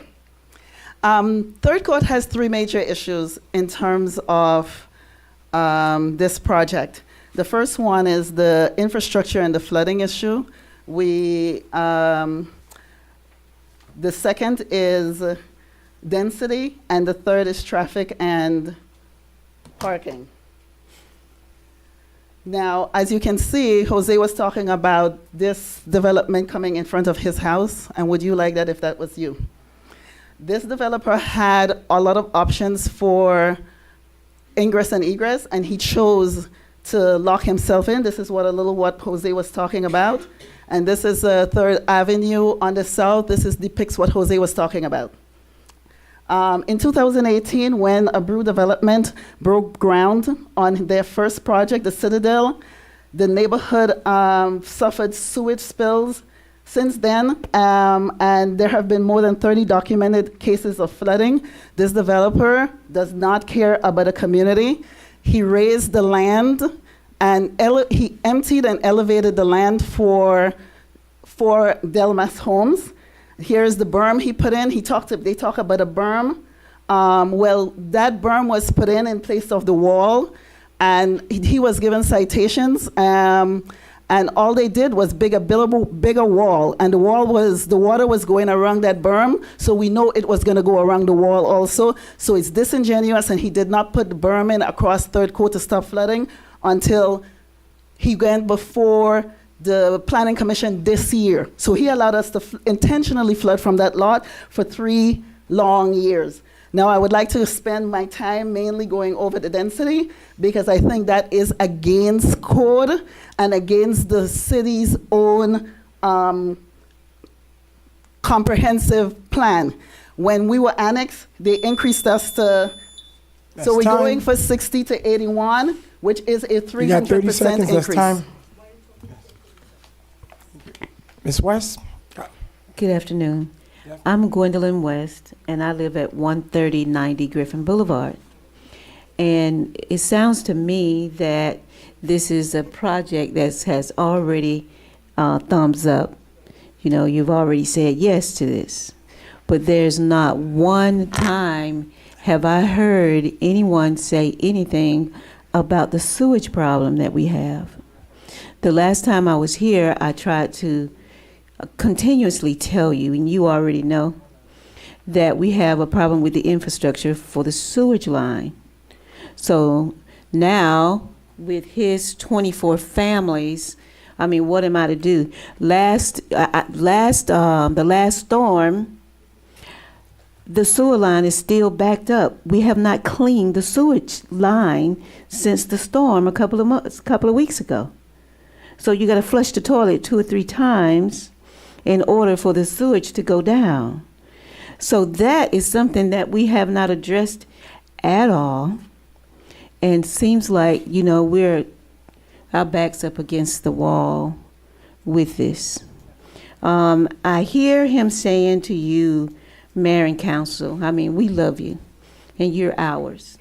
And when he tell you things is unacceptable and what you can do and what you cannot do, I take offense to that with him talking to you that way. When he come to our city, I think he should abide by our rules, and we tell him what he can do and what he cannot do. The berm situation doesn't work. I have a berm right beside my house that you built. Does not work. Right now, from the storm 2 weeks ago, I still have standing water up underneath my property. There is a property down the street from me. Berm does not work. He still have to keep digging and trying to do things to help himself. So, Thank you, Ms. Rice. We're gonna have Mr. Lemire Mesidor and Belisario Rodriguez. Are you- I'm Belisario Rodriguez, Yes, Mr. Rodriguez. 13231 Northeast Third Court. You can call me the grandfather if you want for Third Court. I'm 40 years over there already. We got some community. We got a nice and quiet, very nice, beautiful neighborhood. The only problem we got, small problem is when the coming lot of rain because got some flooding over there. Now, also we got in that time we got the acre 1.5, we got it for draining for Third Court because all the water was. And also we got in the south side, not the property, because the water go through there. But that property now, for 1.5, they got concrete wall over there, and like that.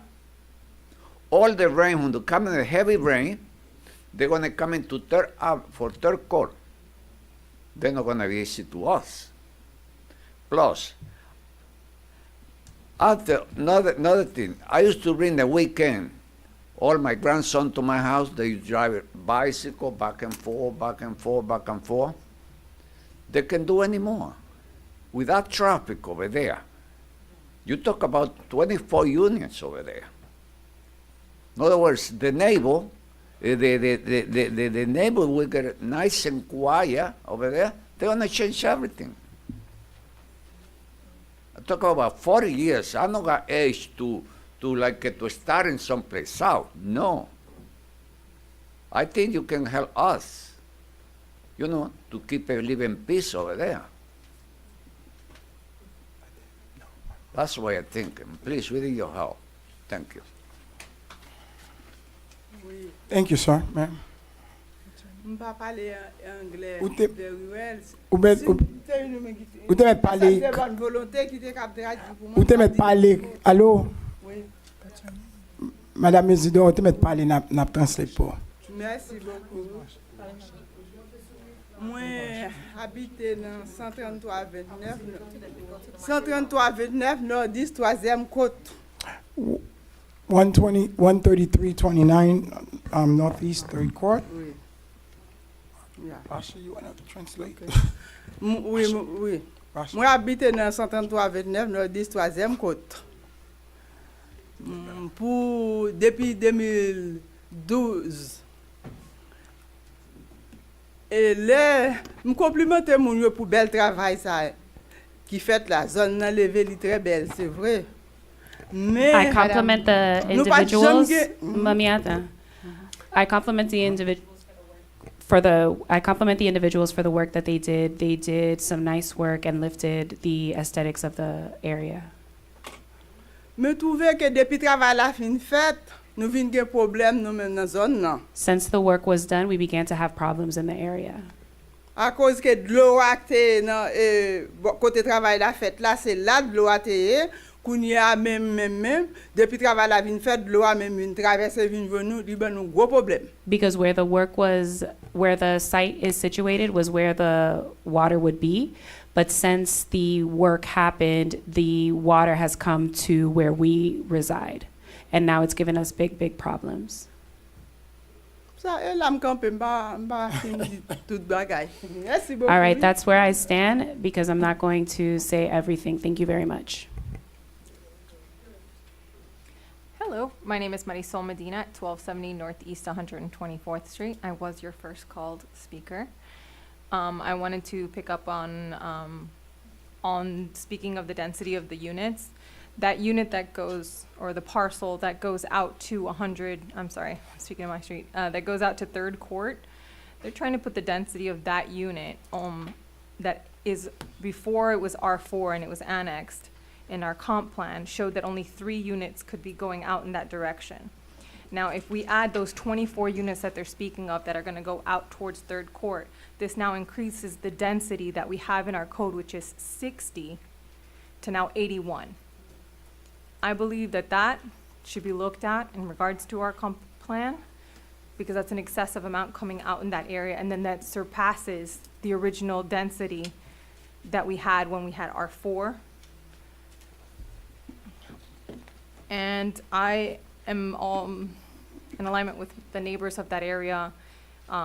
If that area had foliage and it was covered in foliage before, and then you come in and you add an entire truckload, let's say it's just one truckload, you've now displaced everything that used to drain into that area that is now going to be paved with housing and is now going to not absorb any of the fluids that once were there.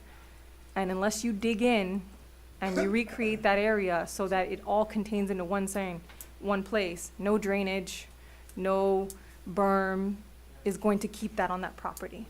You can play with sand and you could see the difference. I hope that the overall plan of that property could go somewhat near what it was before.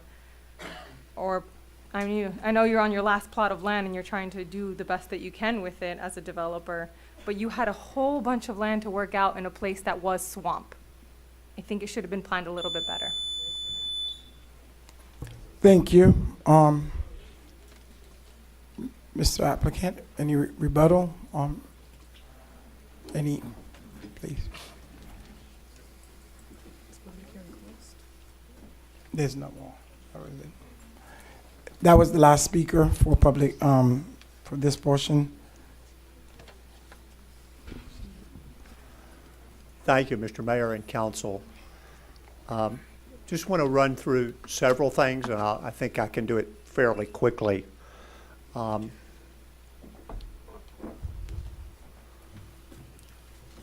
Just for the record, to make sure I'm accurate, I presented earlier our legal objections to Mr. Gazot, and I appreciate his comments and that being off the table. I also presented an analysis by our civil engineer that reaffirms our commitment to the requirements, not only the requirements in the code, but the requirements in excess of the code for stormwater management. And I submitted that report earlier. Large portions of it were already in the record, but I presented it earlier to the clerk. Just to be clear on one question, and I'm sure this can be cleared up. In terms of the conditions that will be removed, in my analysis of your report, it is on page 3 of the resolution. I want to make sure that's accurate. I heard a comment of pages 11 and 12, and I couldn't quite follow that. I just want to make sure that we're talking about the same thing. I think we are. It was on page 3 of the resolution. And it was repeated again in one of the appendices, but it was listed on page 3. I was looking at the appendix. Okay. So it's the same appendix, language. Okay, very good. Just a couple of other points. A wall or fence is required when you have what's called dissimilar land uses. So when we talk about the self-storage, as an example, a wall or fence is required along that property line. We cannot have a residential development of any kind on this property and have access coming through a commercial property. That's why we have chosen the access that we have chosen. And I'll submit that section in the code into the record before I sit down. Traffic. The report that's in your materials, as performed by our traffic engineer, indicates a total of 12 morning rush hour trips and 17 afternoon rush hour trips. That's one car every 5 minutes in the morning and one car about every 4 minutes in the afternoon. And your staff, your technical review staff, has deemed that as an acceptable level of service. And again, as a reminder, this density, this development type and this density is far lower than the code would permit. Alternatives. And I say this very respectfully. If this development is not allowed to go forward under the conditional use process for this very modest number of additional units, we will consider the development of 18 units, which is the units allowed by the code. We will consider the development of garden apartments. We prefer to develop this fee simple development of 24 units. It comes at a cost, a design cost, a development cost, but it's something that we want to develop. But if we are not permitted a conditional use for these 6 units, which is a very modest number, we will have to look at alternatives, including the alternative that I just mentioned. And I mentioned that very respectfully, but I think it's important that the council, the mayor and council, hear that from us. The water, the comment about water flowing down, that's a valid point, and that's a valid concern. You know, you have all throughout South Florida the need to kind of marry, we'll say for lack of a better word, old development and new development. And we are going to have a development that is much higher in elevation, and that's why we're going to have retaining walls. That's why we're going to have drainage structures.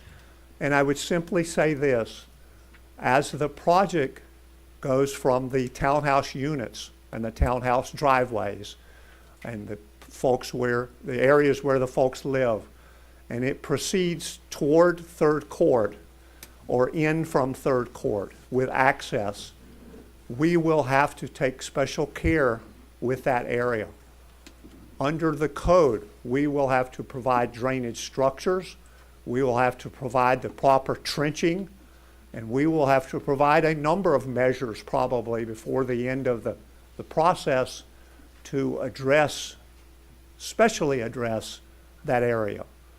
Because we appreciate the concern. We appreciate the fact that this is an unimproved piece of property and we're proposing development. But that's why we have come forward with the special stormwater conditions, the special enhancements, and the requirements above and beyond the code. It's to address those specific areas because it's maybe not quite as difficult to manage the stormwater when you get back to our development, our driveways in between the buildings and such. But the key element for the community, and we appreciate this, is the interaction with the community. the property as it comes in and out off of Third Court, the area adjacent to the homes along Third Court, which will be the rear of some of our townhouse units. We will address those issues. We have to address those issues. We have to provide a sidewalk along Third Court, as Mr. Cook indicated, and we will do that. We need your help. We need to work in concert with the city going forward, and we will do so, but we need your help this evening. We appreciate your consideration. We are here to answer any questions. Thank you. Thank you, sir. Members of the council, deliberation. Let's go at District 3 first, and then we'll take it from there. Thank you. Good evening, and thank you so much for your presentation. Thank you to everyone that made their comments. Just a couple of questions. Mr. Attorney, someone mentioned that it was not sufficient notice. I just want to, on the record, was there sufficient notice for this I think meeting? you'd have to ask. Good evening. Derek Cook, the Community Planning Director. So it's indicated it's within the envelope of your package. The applicant sent the certified letter out on April 27th, which included within that a letter prepared by staff that indicated the date and location of our meeting to take place on May the 9th at 7 p.m. here in City Council chambers. So there was sufficient Yes. notice? What is the requirement? 10 days prior to the meeting. Okay. Okay, just wanted to put that on the record. You know, as you've heard, well, is there any, so as you know, the city is experiencing a lot of flooding issues, sewage spillage, all that you've heard this evening. Would the applicant be willing to table this application until we are doing, there's some things that we're doing on the city side. Would you consider tabling your application until a later date, and that could be discussed with staff? Is that a consideration?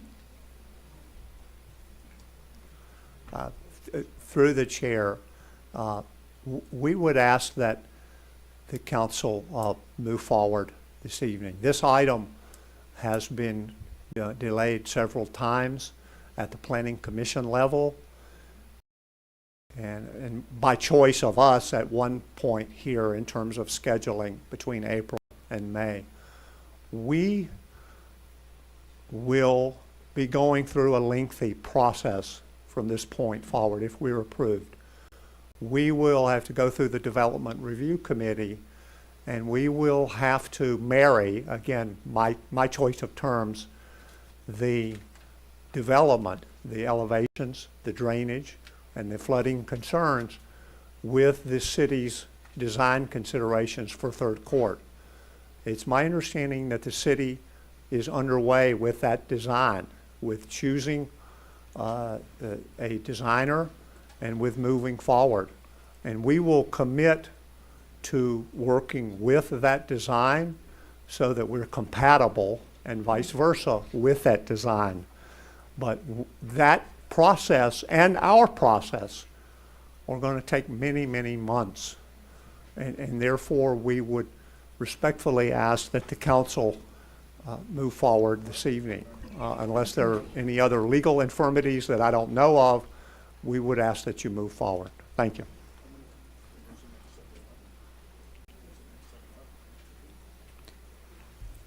Any other questions? Yeah. So, so again, with the presentation, you know, I'll tell you the things that I do like about this project. What I like about this project is the home ownership. You know, what I like about this project is that it is an answer to the housing crisis that we have. What I don't like about this project is the issues that are dealing on Third Court that you've heard from the residents. And I've personally spoken to your representative and asked to conduct town hall meetings, and they have, and to try to help us address this. And so, you know, I'm here to represent all of you, but I have to do what I believe is best for our resident. And I live just a couple of blocks from where you are developing, so I am very aware of the issues that are happening in the area. I have another question. Is there a willingness to have the ingress, the openings on 3rd Avenue? Is there not, would you be amenable to that?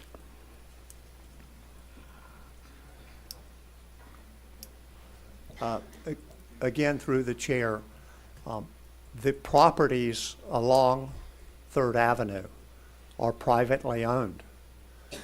We do not have the ability, as we do not own those properties, to provide access through other property, other private property, to our property.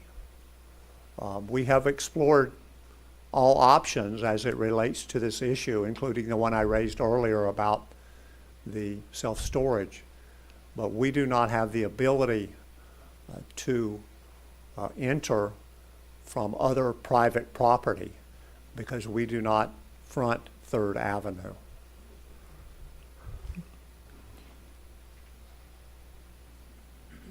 And just again, just for the record, there is no consideration to just delay this so that you can work in concert with the city, and so that it's a win-win for both your development and the residents on 3rd Court. So there is not. We would certainly commit to continuing to work with the city. And as Mr. Cook indicated, our ultimate site plan will come back in this room to this board. So we recognize, and someone said earlier, this is a done deal. This is not a done deal. We have to go through the Development Review Committee, and we have to come back in front of you.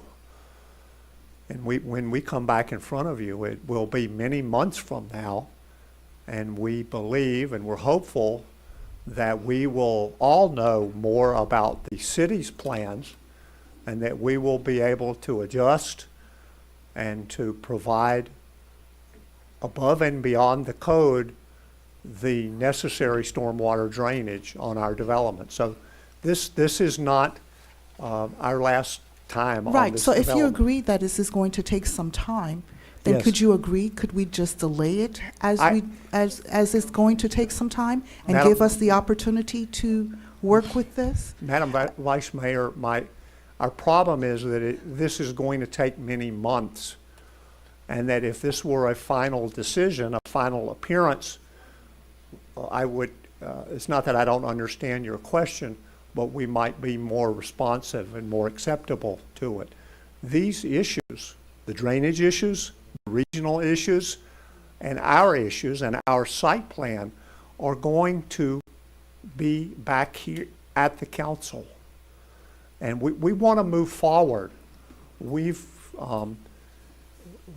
have had considerable delay on this, and we want to move forward. And we simply commit to you that we would like to move forward, and that we would like to continue to make progress, so that when we come back, we will have all of the solutions before we build a single townhouse. And so, I just, you know, I just want to state on the record, I will not be supportive of this as is.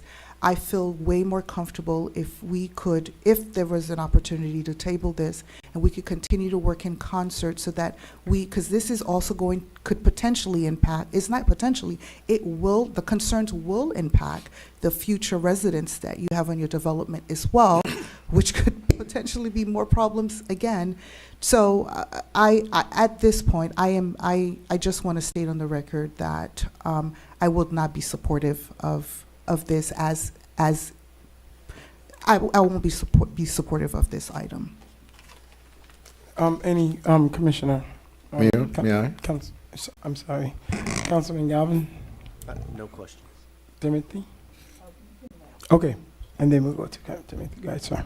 Thank you very much, man. You know, when you are the youngest, so you got to wait anyway. I just want to say it is a very nice project, very good presentation, and the length of the presentation shows that we have a problem. And I do believe we cannot add problem into problem. That's not going to solve it. The issue that we have on Northeast Third Court has to be solved before we move on with any type of project. Because we here, and we love everybody coming here and building the city and everything, but we have to speak for our residents. Understand that they're trying to find some wiggle room to see what we can do, and I truly admire the fact that council said that they would drop it down from 24 to 18. This is nice, but there's a lot to do before we can build on Northeast Third Court. We have to fix the problem that we have, and please understand, and I'll go along with Vice Mayor, we need to look into this a little bit deeper, because we cannot let our residents just stay in there by themselves and nobody's looking out for them. So for that matter, I am going to say that tonight, as is, I am not going to be in support of this item, because we need to fix the problem that we have on Northeast Third Court before we can move on with any type of project in this area. That is my position. Councilwoman. Thank you. I had the opportunity to meet with some of the neighbors about this issue as well, and I do believe that this is an area that is of major concern to the community. And while I do understand that this is a project that has been stalling in the city, but as I'm reading the staff report, and there's several things that the city is trying to take into consideration to mitigate the flooding, I too echo the same sentiments of my colleagues, where I'm not too comfortable in supporting this item, because we're constantly building on something that is a serious concern, especially with what's happening right now with these unprecedented rain events that we're having in our city. If the applicant is, at kind of said what you guys were saying in terms of flooding, if there's anything additional that you didn't say as what you guys will be doing to mitigate flooding, I'll be happy to entertain a discussion, but as it stands, this is something that is of grave concern.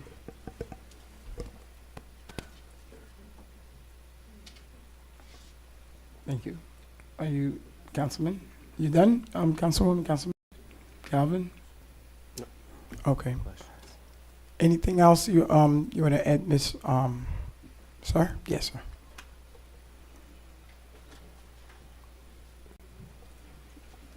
Yes, Mr. Mayor, thank you. Again, as I mentioned, I hope respectfully, we do have alternatives. One of them is an 18-unit development. If we choose to develop 18 units, which is not our preference, we will not be in front of this board with a conditional use. We will have an as-of-right development, and we will proceed. We will not, and I'm not saying we won't do it, but we will not have to commit to drainage above and beyond code requirements. We need your help on these 6 additional units in order to perform these commitments and fulfill these commitments. The project simply cannot sustain without it. So we have an administrative option, and I have to respectfully point that out again if I wasn't clear before, and I appreciate your attention. Thank you. Thank you so much. Okay, Madam Clerk. Mr. Mayor? Yes, sir. Just for staff, through you, Mr. Mayor, to staff, what what will be the difference between, theoretically, what will be the difference between what has been proposed tonight and the of right development of the 18 units? Is it that they don't have to build as much drainage? They don't have to have as much parking? What's the difference between the two? Well, they'll still be responsible for maintaining a stormwater on their property. It will have a difference with the parking because they would reduce the number of units, so that in turn will reduce the required number of parking spaces for the site. What the applicant is speaking of is because it's by right, it will be coming back to you for review of the site plan because it would be more than 20,000 square feet of development area. Beyond that, they were saying because it is by right, then if they're meeting the code, then they are not obligated to do anything beyond that because they're not asking anything of the city. So are the regulations of code greater than or less than what we're considering with the 24 units tonight? In other words, I think I phrased it. So what you have before you, you have the conditional use permit, and through the conditional use permit, they are seeking bonus units from our pool, right, which is a benefit to them, right, to them, and they're coming to you to obtain those 6 additional units. Right. And in that vein, you have opportunity to say, okay, we have mitigating factors that are going on in the area that may not be specifically from that development, right, but because you're seeking benefits from the city, can you assist with us mitigating the area? But I think we've impact? already taken that off the table because we can't ask them, the developer, to take responsibility for or pay for things that are off-site. Am I? That's correct. Okay. What the developer has said in his presentation is that through his site plan development and as the city move forward with our development of what we are going to do along Northeast Third Court to improve the drainage and help mitigate the flooding, that he would work in concert with that going there with their development to make sure that their site will not have adverse impact on the flooding. And if they concede to do anything more, such as contributing to that Northeast Third, that would be on them, but they are not committing to that. Are there any dangers at all that the city or the surrounding neighborhood should be aware of if we turn this down tonight and then the developer just comes back and builds 18 units of as of right? I wouldn't say we have anything danger. We have the situation as it is today, but I defer to the city attorney on Yeah, legal issues. I would use the word danger. I mean, so. So what word would you use? So the difference to Troublesome. answer your question in more layman terms, when someone comes to the city and asks for something that they can't build as of right, we get the chance to ask them certain things, right?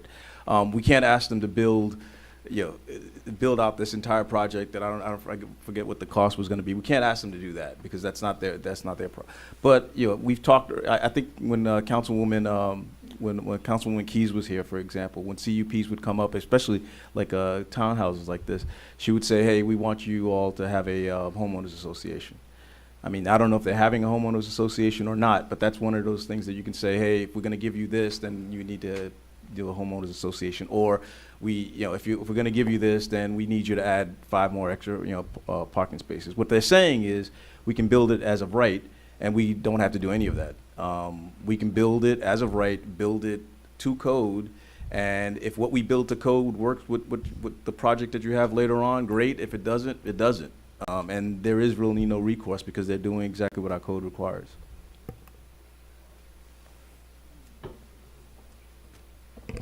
I have a question. Will the project that they're building as of right still has to come before the council? It still comes before you as a site plan review, I believe, because of the size in the code. So it comes to you as a site plan review, but I mean, That's not just something that we have authority to make changes. I mean, it's to. not. It's you can't force them to have a homeowners association because of site plan. I mean, that's there's limits to what we can ask from them. Okay, thank you so much. Any other deliberation from the council? Thank you, Madam Clerk, thank you. There's not a motion.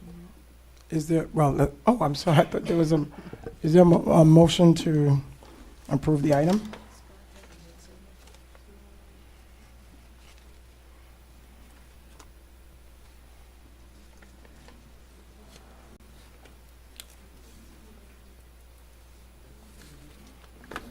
If there's no motion to approve, then can you consider a motion to deny, Mayor? Motion to deny, can I hear a motion to deny the item? So move.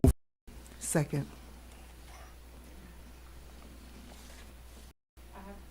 I have a motion made by Councilman Charles to deny the item at tab J. The motion was seconded by Vice Mayor Estimate Irvin. Councilman Charles, how do you vote? Yes. Vice Mayor Estimate Irvin, how do you vote? Yes. Mayor Desomé, how do you vote? Yes. Councilman Galvin, how do you vote? No. Councilwoman Timothy, how do you vote? Yes. The motion carries with a 4-1 vote.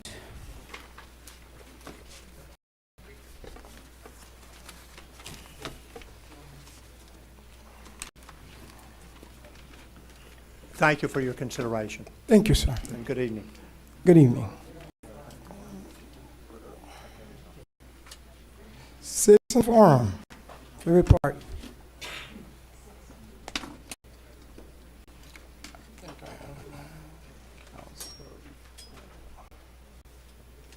Eileen B. Caba, 13350 Northeast 3rd Court.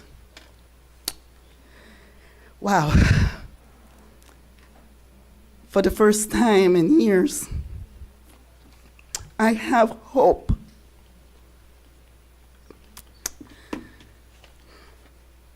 The city annexed us and has put us through absolute hell.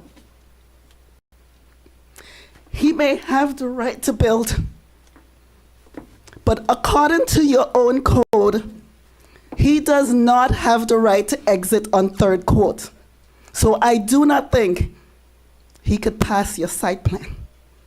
Thank you.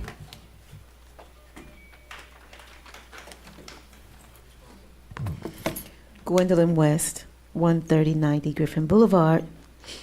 I want to say thank you so much for the way that you handled that.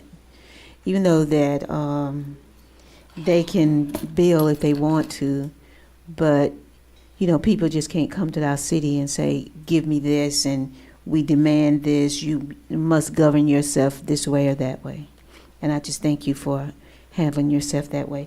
But I wanted to say one thing that does not relate to that is the right at 135th Street in the open lot, we had a death a couple of weeks ago. And I've been asking for the city to put some type of rail, and I was asking so cars don't drive into the lake or drive on the lot. But we had someone to, as far as I know, I don't know too much about the situation, but I heard that they ran the stop sign and ran into the lake, and a person lost their life. It took 5 days for them to find them. So I don't know what to do now. I've sent emails about the situation, but we need a guardrail.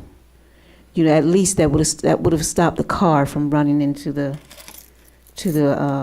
canal. Thank you so much. Hi again, Mark Rudloff, 13135. I just want to thank you for this decision. I agree with Eileen that the site plan is going to fail based on the ingress and egress of 3rd Court, but also the importance that now the retaining wall will have to be built between that lot and the big lot so that the water will definitely not come down anyway. Thank you. Lorraine Langrebe, 385 Northeast 131st Street. Thank you very much.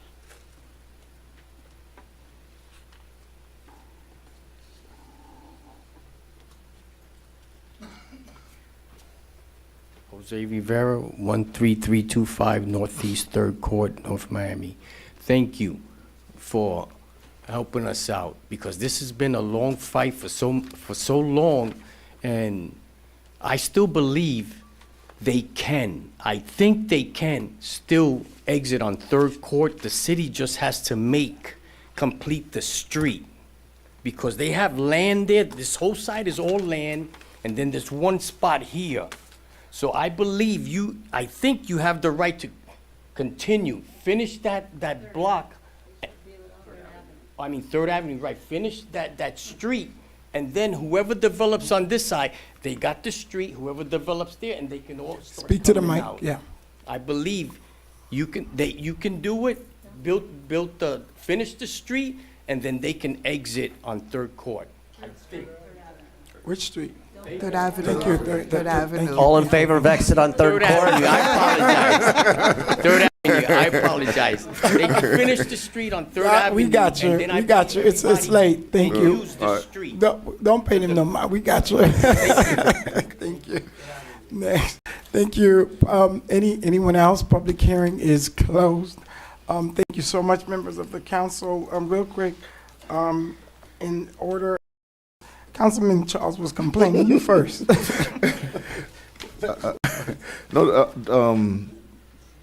I have really no report, but the only thing I want to say is that we here for the people and by the people, and they need to show some level of respect for what we're doing here.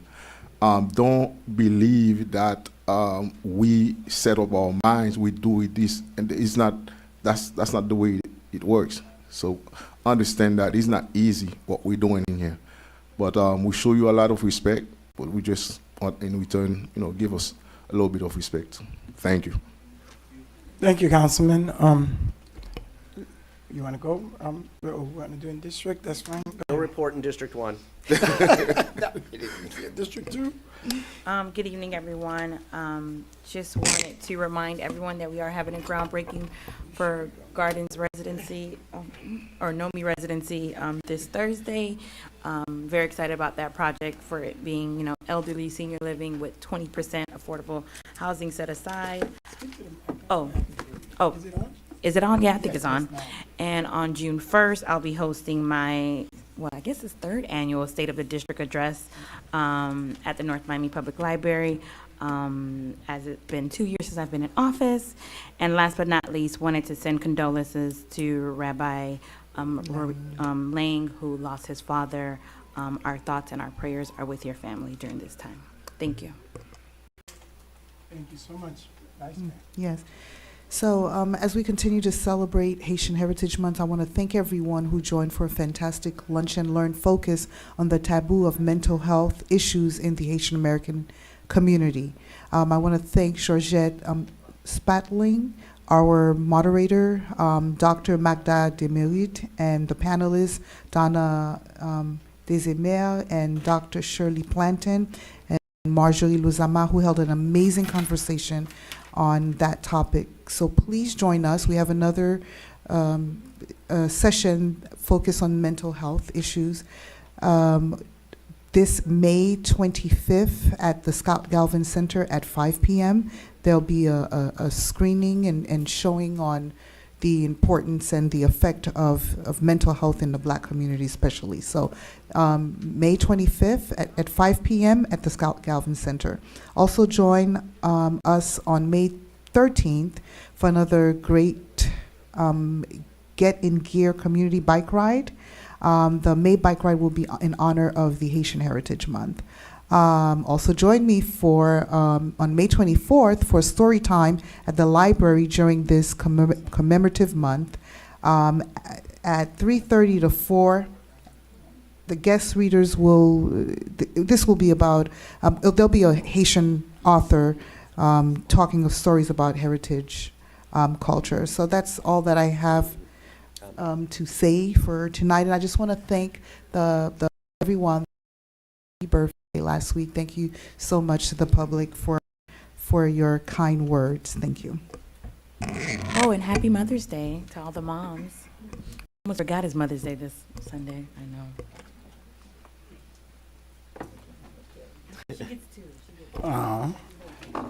And my report is real quick.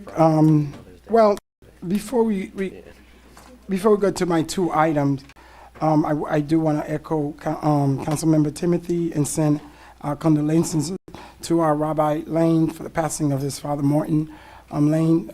May he rest in peace. We had a very successful blank camera distribution on Saturday. We want to thank the residents who came out. Of course, we will work to make the process a little bit better, but we gave out over 120 something, and then the others we are distributing them today, this week, and we want to thank the CRA for doing an amazing job for helping us putting this together. Not least, we have to appoint someone on our for Miami-Dade League of Cities, and I think most of us here have been on the board except for our two newest members, and it's and I would like to appoint Councilmember Timothy to the board, and I would like to ask the council if we would take up a motion on that. I think Thursday is the swearing-in, Madam So Vice moved. Mayor. Second. Is it okay? Is it Wednesday? Thursday? Is the swearing-in Thursday? Oh, okay. I know you're back. Okay, Madam Clerk.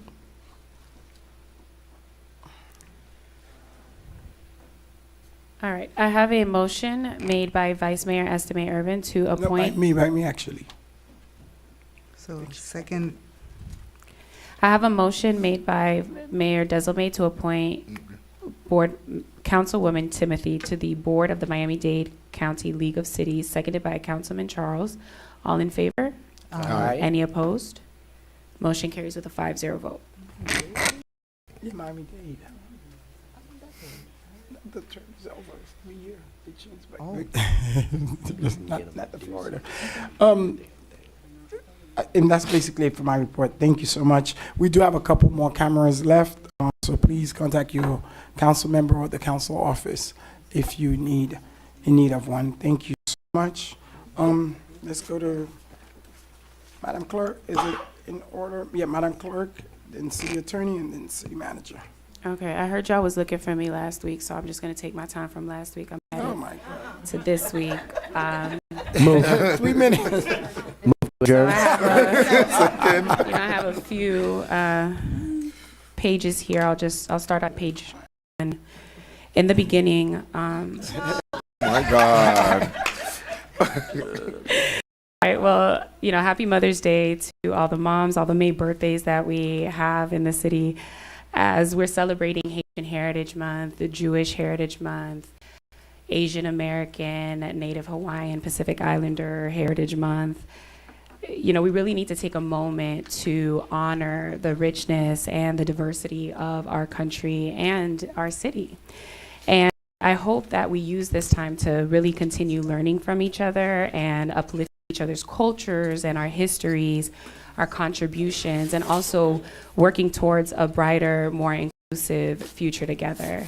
A lot of people may not know the history of Haiti and the role that it played in the liberation of other countries, in enslaved people, but also that all of these groups, Asian Americans, Jewish, folks of Jewish heritage, Asians, folks of Jewish heritage, and Haitians built communities together in Haiti and worked well in Haiti. Jews went to Haiti for refuge during the war. And so all of these things are extremely important for us to know as we not only celebrate the month, but we also support each other, and especially support each other in times of struggle. And as we're also observing Mental Health Awareness Month, I hope that we remember that our mental health is just as important as our physical health. And so I hope we're prioritizing our self-care, that we're seeking support when we need it, and also working to break the stigmas that exist around mental health. Because I think that together, when we do this work together, we're able to create a world wherein we can thrive and also live our best lives. And that's all I have. Is it Mr. Attorney, you? Just really quick, you all know this, but I feel I need to make a public announcement.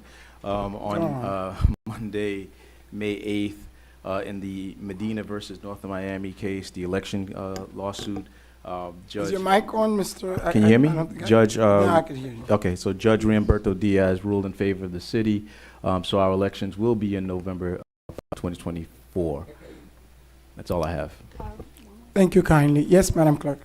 Just also, Haitian Heritage Month Committee has been working very hard. We have some shirts for sale. I don't know if y'all could see this, if Dunya wants to zoom in. So we're selling T-shirts to raise some funds for the committee. So please reach out to Paul Bazil to purchase a shirt. Designed by who? Designed by me. Oh. Oh. Madam Manager, No report, sir. you sure? Oh, okay. So capital project is on there, so it's for next. Anisha Miss Daniel has a report. report. Is that the capital project? No, that's on the agenda. Oh. So Housing and Social Services LIT program will be graduating this Saturday. Yay! So I just wanted to remind everyone of that and to congratulate Vanessa Joseph, our clerk. She graduated on a couple of weeks ago from the mentorship program for NFBPA. What? From what? You said what is National Forum for Black Public Administrators. Oh, okay. So we're having YOBs this summer? We're Yes, having yes, YOBs this summer. yeah. Can we get two in our office? Thank you. Motion. Of course, I won the thing. Yeah. So I'm not saying anything 'cause I already won. Oh, wait. Motion to adjourn, made by no, Councilman Cassandra Galvin, lost. seconded You by lost Mayor long time Desilme. ago. All in favor? Aye. Aye. Any opposed? Motion carries with a 4-0 vote. It is now 9:38 and 22 seconds.